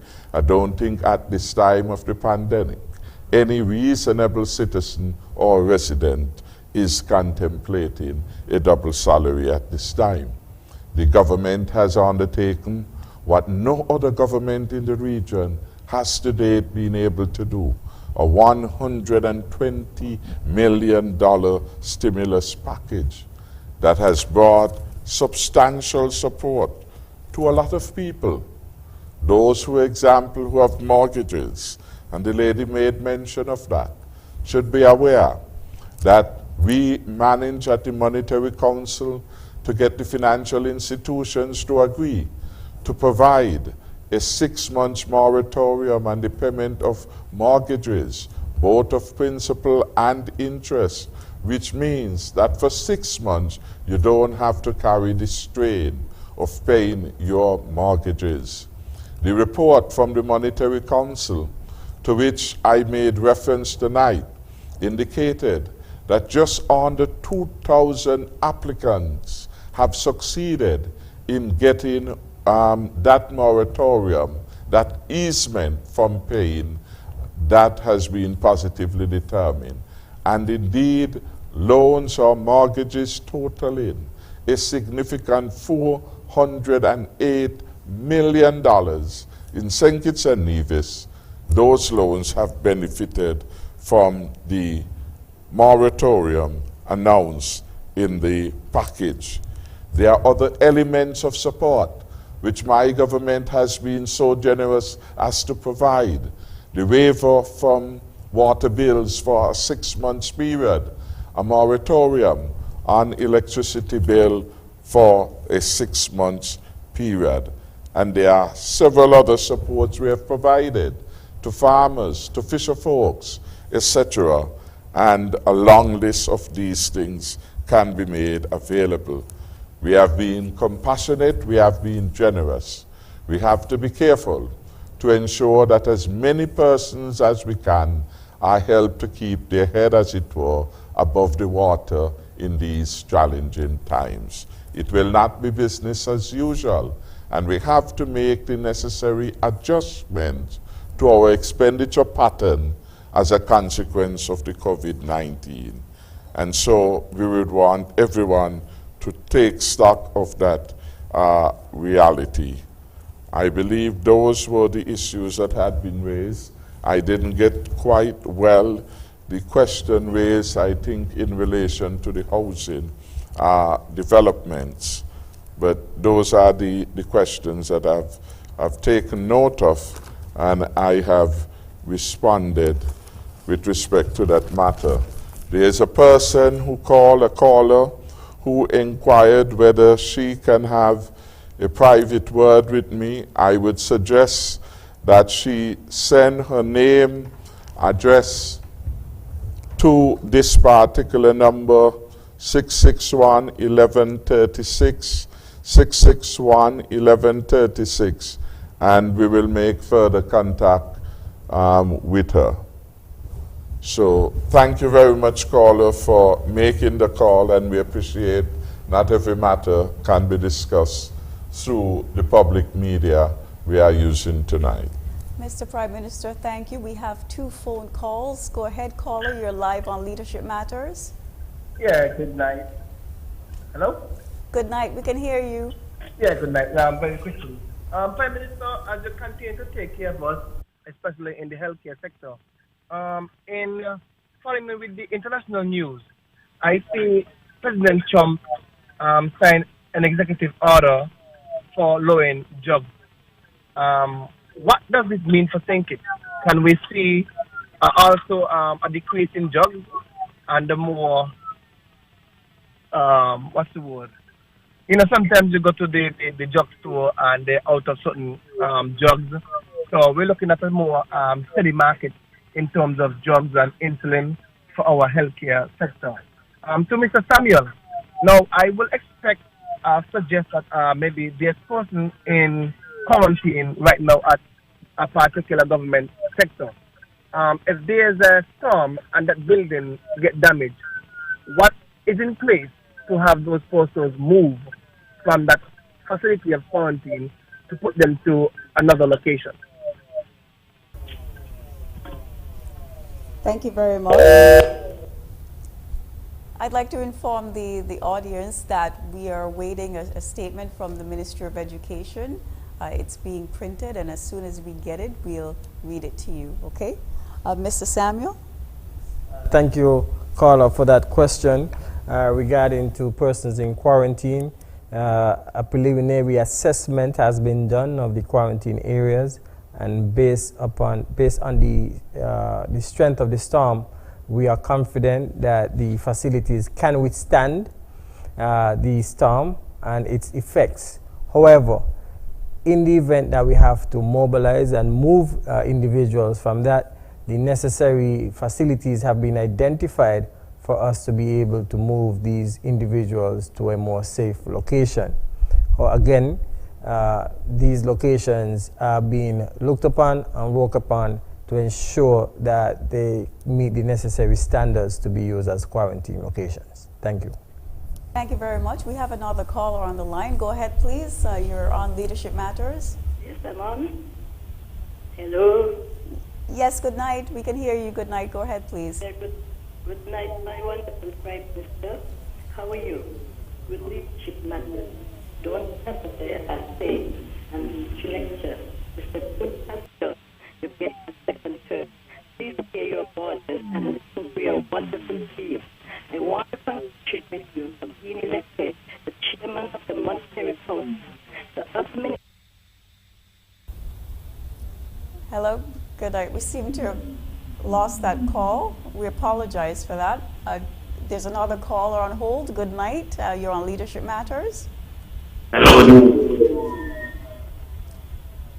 Good night. Please move away from your TV set or your radio or whatever you're listening on, and just speak into the phone, please.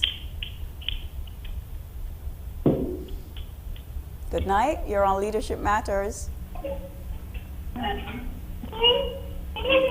Okay.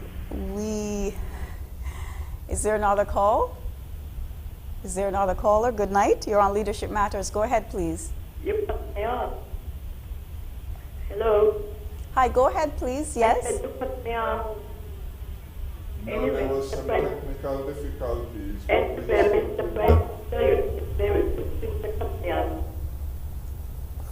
No. Sorry, we apologize for that. I think we're having some technical difficulties. We're also having a little bit of difficulty hearing you. So if you do call back, please ensure that you just speak straight into the phone and you move away from the device that you're listening on. Good night. You're on Leadership Matters. Go ahead, please. Yeah, good night again. I would just like to put the question I asked earlier pertaining to the building them that locate in Wellington Road. What are the development taking if there are more continuing work going, or the people will get the house that was moved from that area? That's what I'm asking, please. Thank you very much. Do we have another caller on hold?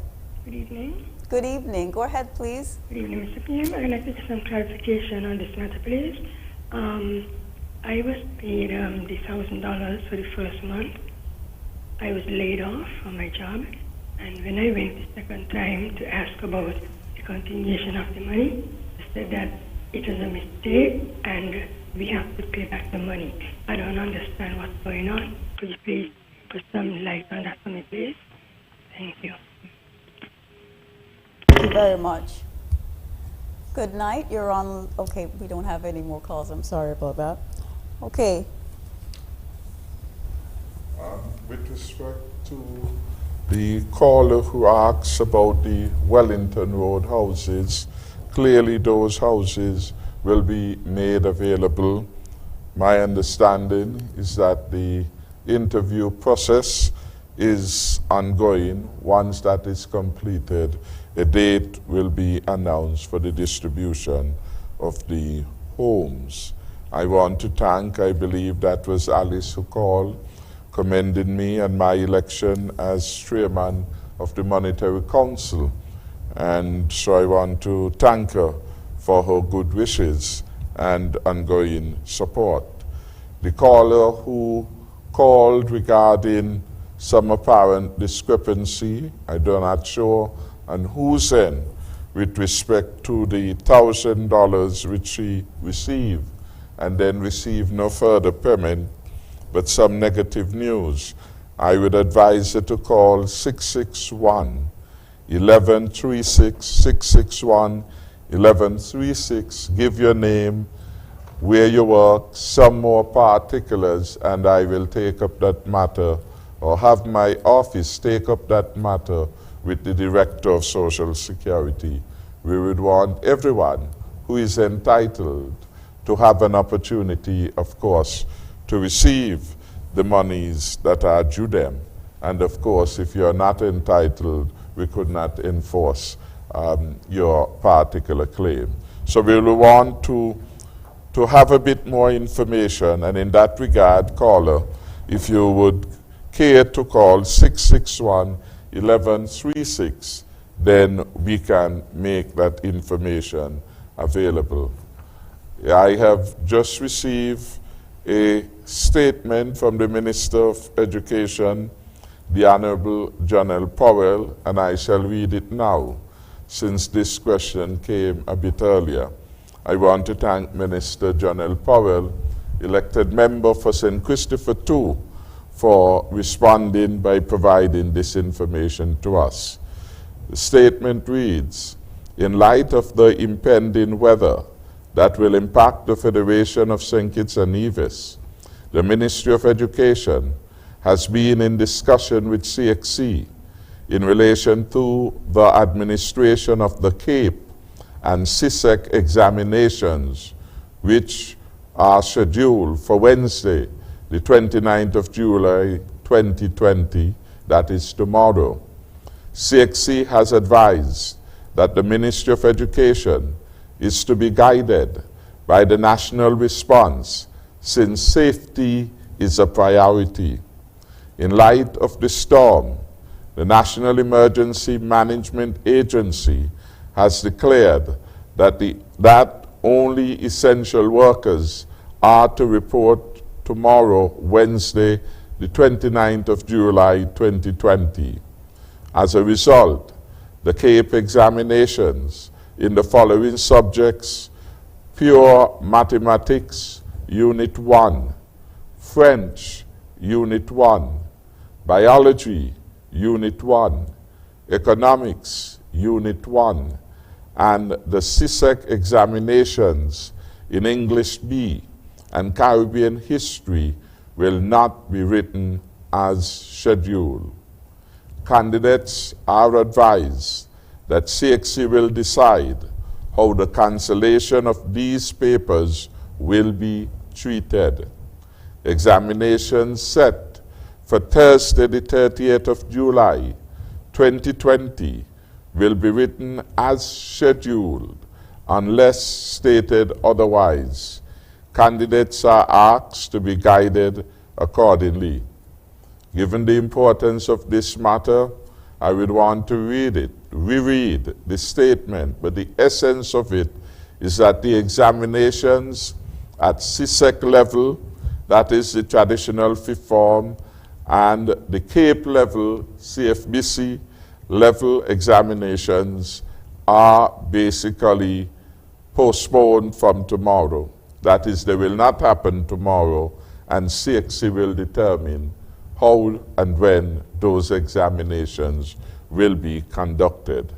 Examinations set for Thursday, those should take place as scheduled unless you get further notice to the contrary. One last time I will reread. In light of the impending weather that will impact the Federation of St. Kitts and Nevis, the Ministry of Education has been in discussion with CXC in relation to the administration of the CAPE and CSEC examinations scheduled for Wednesday, the 29th July 2020. CXC has advised that the Ministry of Education is to be guided by the national response, since safety is a priority.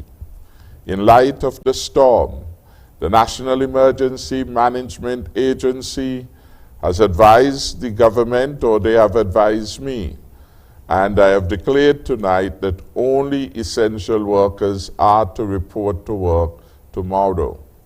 As a consequence, the CAPE examinations in the following subjects: Pure Mathematics Unit 1, French Unit 1, Biology Unit 1, Economics Unit 1, and the CSEC examinations in English B and Caribbean History will not be written as scheduled. Candidates are advised that CXC will decide how the cancellation of these papers will be treated. Examinations set for Thursday, the 30th of July 2020 will be written as scheduled unless stated otherwise. Candidates are asked to be guided accordingly. This statement has come to me from the Honorable John L. Powell, our new Minister of Education. I want to thank him, and I hope that this helps to deal with the anxiety some may have had regarding the conflict with the examination schedule on a day in which we are advised that one should stay home in order to keep oneself safe and secure from the elements of the weather. Thank you very much, Mr. Prime Minister. We're winding down Leadership Matters, so I'd like to take the liberty to go to a quick break, and then we'll come back and answer just a few questions that came in via WhatsApp, and then the panelists, including the Honorable Prime Minister, will make their closing remarks. Stick with us and come back to Leadership Matters. Thank you.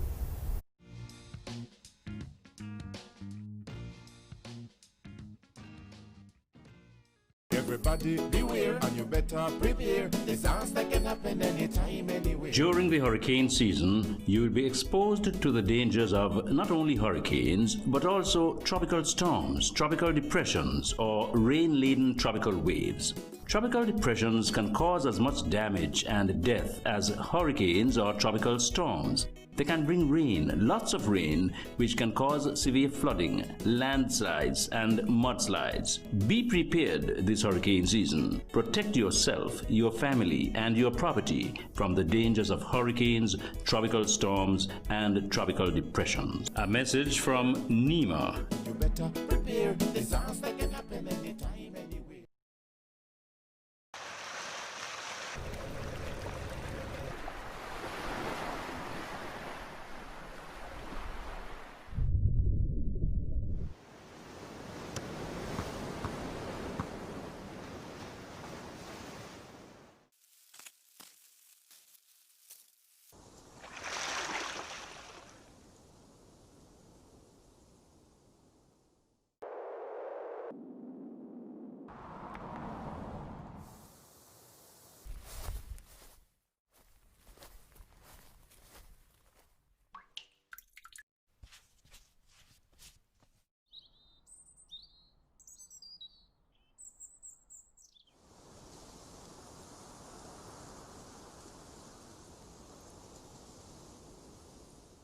Protect yourself.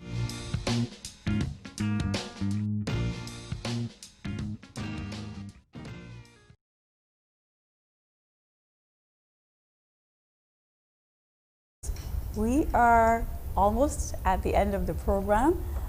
I'd like to read 4 WhatsApp messages that came in, and we'll address them. Also to Mr. Abdius Samuel will give a report on an inaccurate statement that's going out about water, so he will address that for sure. But I will read these questions as they came in, okay? So the first one says, good night, Prime Minister. I have two questions in regards to the stimulus relief extended package mentioned some time ago in the media. Is the $1,000 relief fund extended for another 3 months, sir? Can you please clarify on the matter? If yes, can you please tell me when would it be activated? The second question from WhatsApp, will there be any more 24-hour curfews and the number, how many? The third question, good night, Mr. Prime Minister. I'm a Guyanese living here and just want to ask if you can please give a discount on stamping of passport for this year due to COVID-19. Thank you in anticipation. And then the last WhatsApp question says, good night. I would like to know if someone is getting pension and they're still working, could they claim severance payment?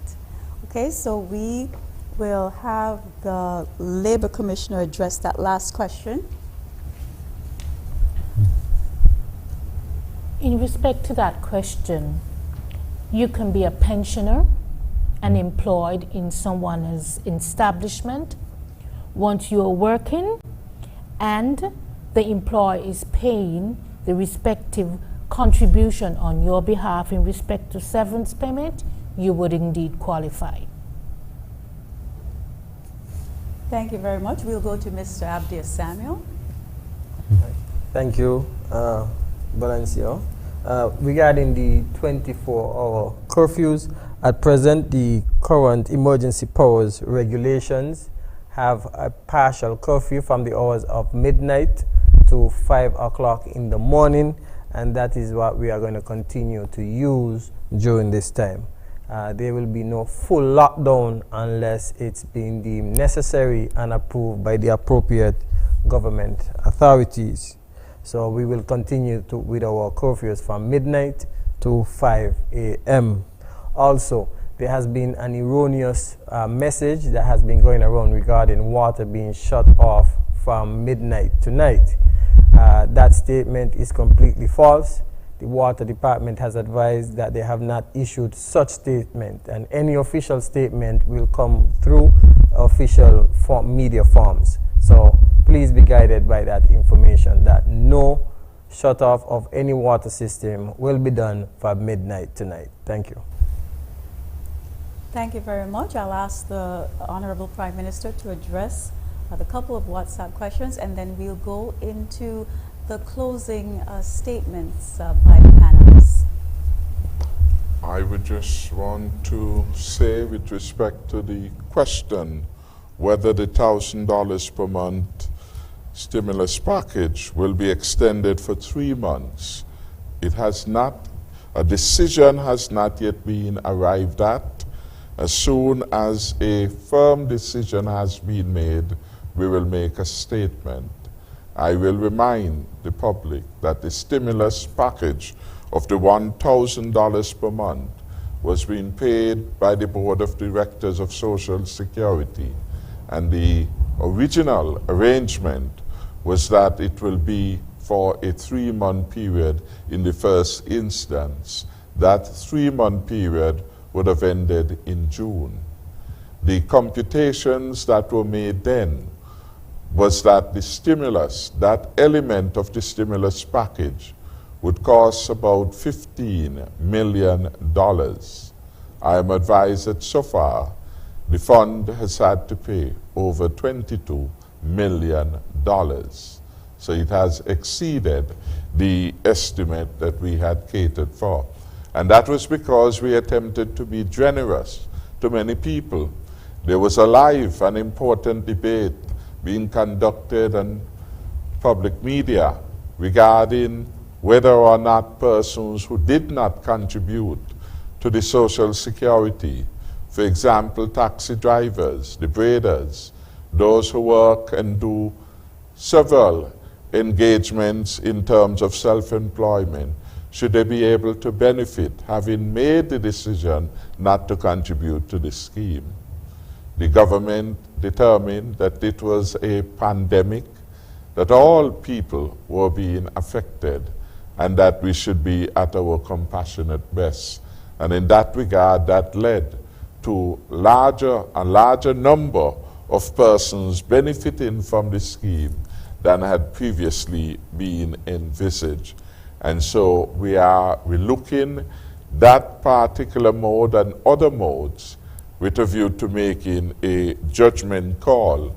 Of course, because we do not know how long COVID-19 will be with us, we also have to be prudent in terms of any expenditure we undertake and commitments we make. But we are looking into the matter. With respect to the 24-hour curfew, whether this will come back, that is why we are reminding people that we are still facing a pandemic which has killed over 600,000 persons all over the world and has infected millions of people all over the world, and it is still with us. We are to be careful. We are to heed the health advice, wearing of the mask, maintaining safe distance from each other, avoiding crowds to the extent possible. All those things, boosting our immune system, we should continue to do, because those have proven to be what has contained and controlled the pandemic, and we want our people to abide by that. Abdiel Samuel is right that unless there is a serious development leading to the transmission of the virus here, we do not intend to go back to prolonged lockdown. But again, this will depend upon the sensible behavior of our citizens and residents. We do not want an upsurge in the situation anytime. The Guyanese resident who raised the issue of some relief and residence or perhaps work permit has raised an issue of how do we respond to the national in our midst in the context of a significant difficulty, economic and otherwise, at this time. And I will certainly raise this matter at the next cabinet. Next week, all goes well, and we will be able to make a report of that in the post-cabinet briefing. So we will look at and give consideration to the request that we give some easement to those who have their work permits, those who have their residency status to be updated, and as a result of the difficulties imposed on them by COVID-19 are experiencing some difficulty. The answer is that the cabinet shall consider, and we shall make a firmer statement. Well, a statement with respect to the outcome of the deliberation of the cabinet next week, God's willing. Thank you very much, Mr. Prime Minister. I'd like to again thank Mr. Elmo Burke, a Senior Met Officer who joined us earlier to provide us with a very important weather update. Please stay tuned to ZIZ throughout the day tomorrow for additional weather updates. At this point, I'd like to turn to Mr. Abdiel Samuel, who leads the National Emergency Operations Center. I'd like to invite him to make his closing remarks. Thank you again, Valencia, for having me, and thank you, Honorable Prime Minister, for giving us this opportunity. I just want to make an appeal to the general public at large to continue your preparedness measures in terms of rolling out your hurricane preparedness plans for your family, and also to the business community or the business sector to also activate your plans as we prepare for the potential passage of this tropical cyclone. Again, everybody, you are to be governed by the information that is provided by our competent authorities. Again, competent local authorities such as our Met offices and our local media. Please follow the NEMA website and NEMA Facebook page for up-to-date information. The NEOC will be activated, where persons will be, again, managing from that virtual mean to that physical mean as of Wednesday morning at 7 a.m. The information for the numbers can be seen on the television crawls and CNN. And we want to acknowledge the CEO of the cable, Ms. Pat Walters, and her team for their continued support in this regard. We also want to thank everyone who continues to support the efforts of the COVID-19 response in the context of the hurricane season. This is something that we have not faced in my lifetime, and I'm sure that many of us here have not faced it. So therefore, continue to adhere to all the protocols, such as the hygiene protocols, social distancing, physical distancing protocols, and the wearing of masks if you have to go anywhere. I'm appealing to the first responders, such as rescuers, to protect yourself if you have to be deployed by using the appropriate PPEs in the context of COVID-19 to do so. And I also want to acknowledge that the NEOC will continue, with the support of the government, to do everything to keep you safe and secure. So please stay tuned, continue to prepare yourself as we brace for the passage of Tropical Cyclone number 9. Thank you. Thank you very much, Mr. Samuel. At this point, I'd like to invite Ms. Chanel James, the Labor Commissioner, to deliver her closing remarks. And I'd also like to invite her to give the phone numbers for the Labor Department, as well as any online contact information and email address. Basically, just let you know how you, the worker, could get in touch with the Labor Department. Thank you, Ms. Grant. The Department of Labor's contact information are 662-2075. That is our cell line. Our landline is to Government Headquarters 465-2521, and you can ask to be put onto any extension at the Department of Labor. My extension is 467-1290. If you need to get me, I can be reached at that number. I would just like to say that the loss of any job is a stressful and traumatic experience for any worker.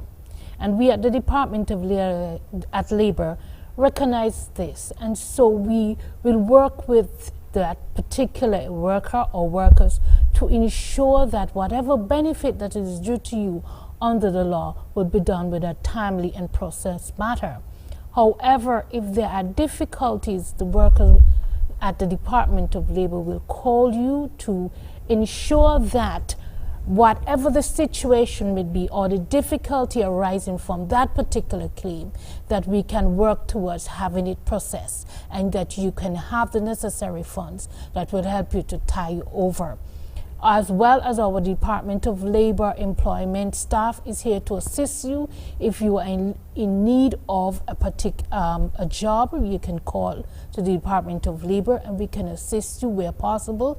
Our Facebook page is already up and you can check it in terms of listings that we may have at the Department of Labor for job vacancies. I wish to thank the Honorable Prime Minister for granting me the opportunity to be here tonight, and to wish everyone a pleasant evening and to be safe during this pending storm. Thank you. Thank you very much. As was alluded to earlier in the program, the Prime Minister Dr. the Honorable Timothy Harris, on Friday, July 24th, became the chairman of the Eastern Caribbean Central Bank's Monetary Council, which is the highest decision-making authority of the ECCB. The chairmanship is for 1 year. The Prime Minister will be leading the other 7 ministers of finance from the Eastern Caribbean Currency Union during what is the deepest global recession since World War II, 1939 to 1945. He is charged with an important responsibility, but with his leadership skills, I'm sure he is up to the task. I know he is. Mr. Prime Minister, I now invite you to deliver your closing remarks. Thank you very much, Valencia, and let me thank you for again so ably presiding over tonight's Leadership Matters Forum. I want to thank also all those who joined us on radio and TV and of course a range of social media platforms. Every week we have several thousands of viewers across these platforms, and we are delighted at the high level of interest that we have for this program. I want to thank persons such as John Paul and Alice Pemberton and others whose voice come readily to mind for participating and sharing their views. They are special and they are important. And of course, there was a lot of new callers. We were happy to have them. Let me thank the fellow panelists. Tonight we had Ms. Shernell James, our Labor Commissioner. She's back out to work, and we thank her for agreeing so readily and at short notice to be part of this important public education program by which we hold ourselves accountable to the broad cross-section of people in St. Kitts and Nevis who would wish to communicate through this medium. I want, of course, to thank Mr. Abdir Samuel. He has had a very packed day yesterday and then today, and of course with the hurricane season on, he's now having to wear multiple hats to continue to steer the National Emergency Operations Center and to pay particular attention to the weather. And he came tonight. Again, I want to thank him for participating, for the high level of patriotism and the yeoman service that he is giving to our country at this time. Persons like himself and others certainly make me proud to lead the country at this critical juncture of challenge and of opportunity. I want to say I will continue to endeavor to do my very best to assist the people of St. Kitts and Nevis and to ensure that the stronger and safer future that we promise is being delivered. I hear the concerns of the people, and I ask God for wisdom to be able to answer or to deliver with respect to those concerns. I feel, of course, your feelings. I hear your pains at times, and I do in fact hear your joy. Your concerns will always be my concerns as the leader of St. Kitts and Nevis. As we face the tropical storm tomorrow, I want each and every one of us to do what we can to keep ourselves, our family, our neighbors safe. Let us be our brothers and sisters' keeper, and let us show love. Even as we announce that only essential workers are required to report to work tomorrow, I should advise that all employees should give consideration to the fact that their employer may require some of them to report tomorrow to come out to secure their workplaces and to ensure that the property is being protected. We would expect that such reasonable requests will have a positive response. After all, that will be the same workplace you're expecting to go back to after the storm would have passed. So again, thanks to one and all. Have a blessed night, and we look forward with hope to the future. May God, of course, continue to bless and protect the people of St. Kitts and Nevis. Thank you very much, Mr. Prime Minister. I'd like to invite Mr. Elmo Burke, the Senior Met Officer, to make some closing remarks. Thank you, Ms. Grant. Thank you, Mr. Honorable Prime Minister, for allowing me the opportunity to update the nation on this critical information in terms of the potential tropical cyclone that is expected to impact us from tomorrow. We at the St. Kitts Met Office, we would like to remind the general public that weather is dynamic in nature, and as such, it can improve or worsen at any time. We are reminded that inclement weather is forecast to affect us here in St. Kitts and Nevis from tomorrow. As such, we at the St. Kitts Met Services will closely monitor the approaching system and provide timely updates as a member of the NEOC. I thank you. Thank you everyone for tuning in. Please stay safe, and we look forward to you joining us next week for another edition of Leadership Matters. Good night.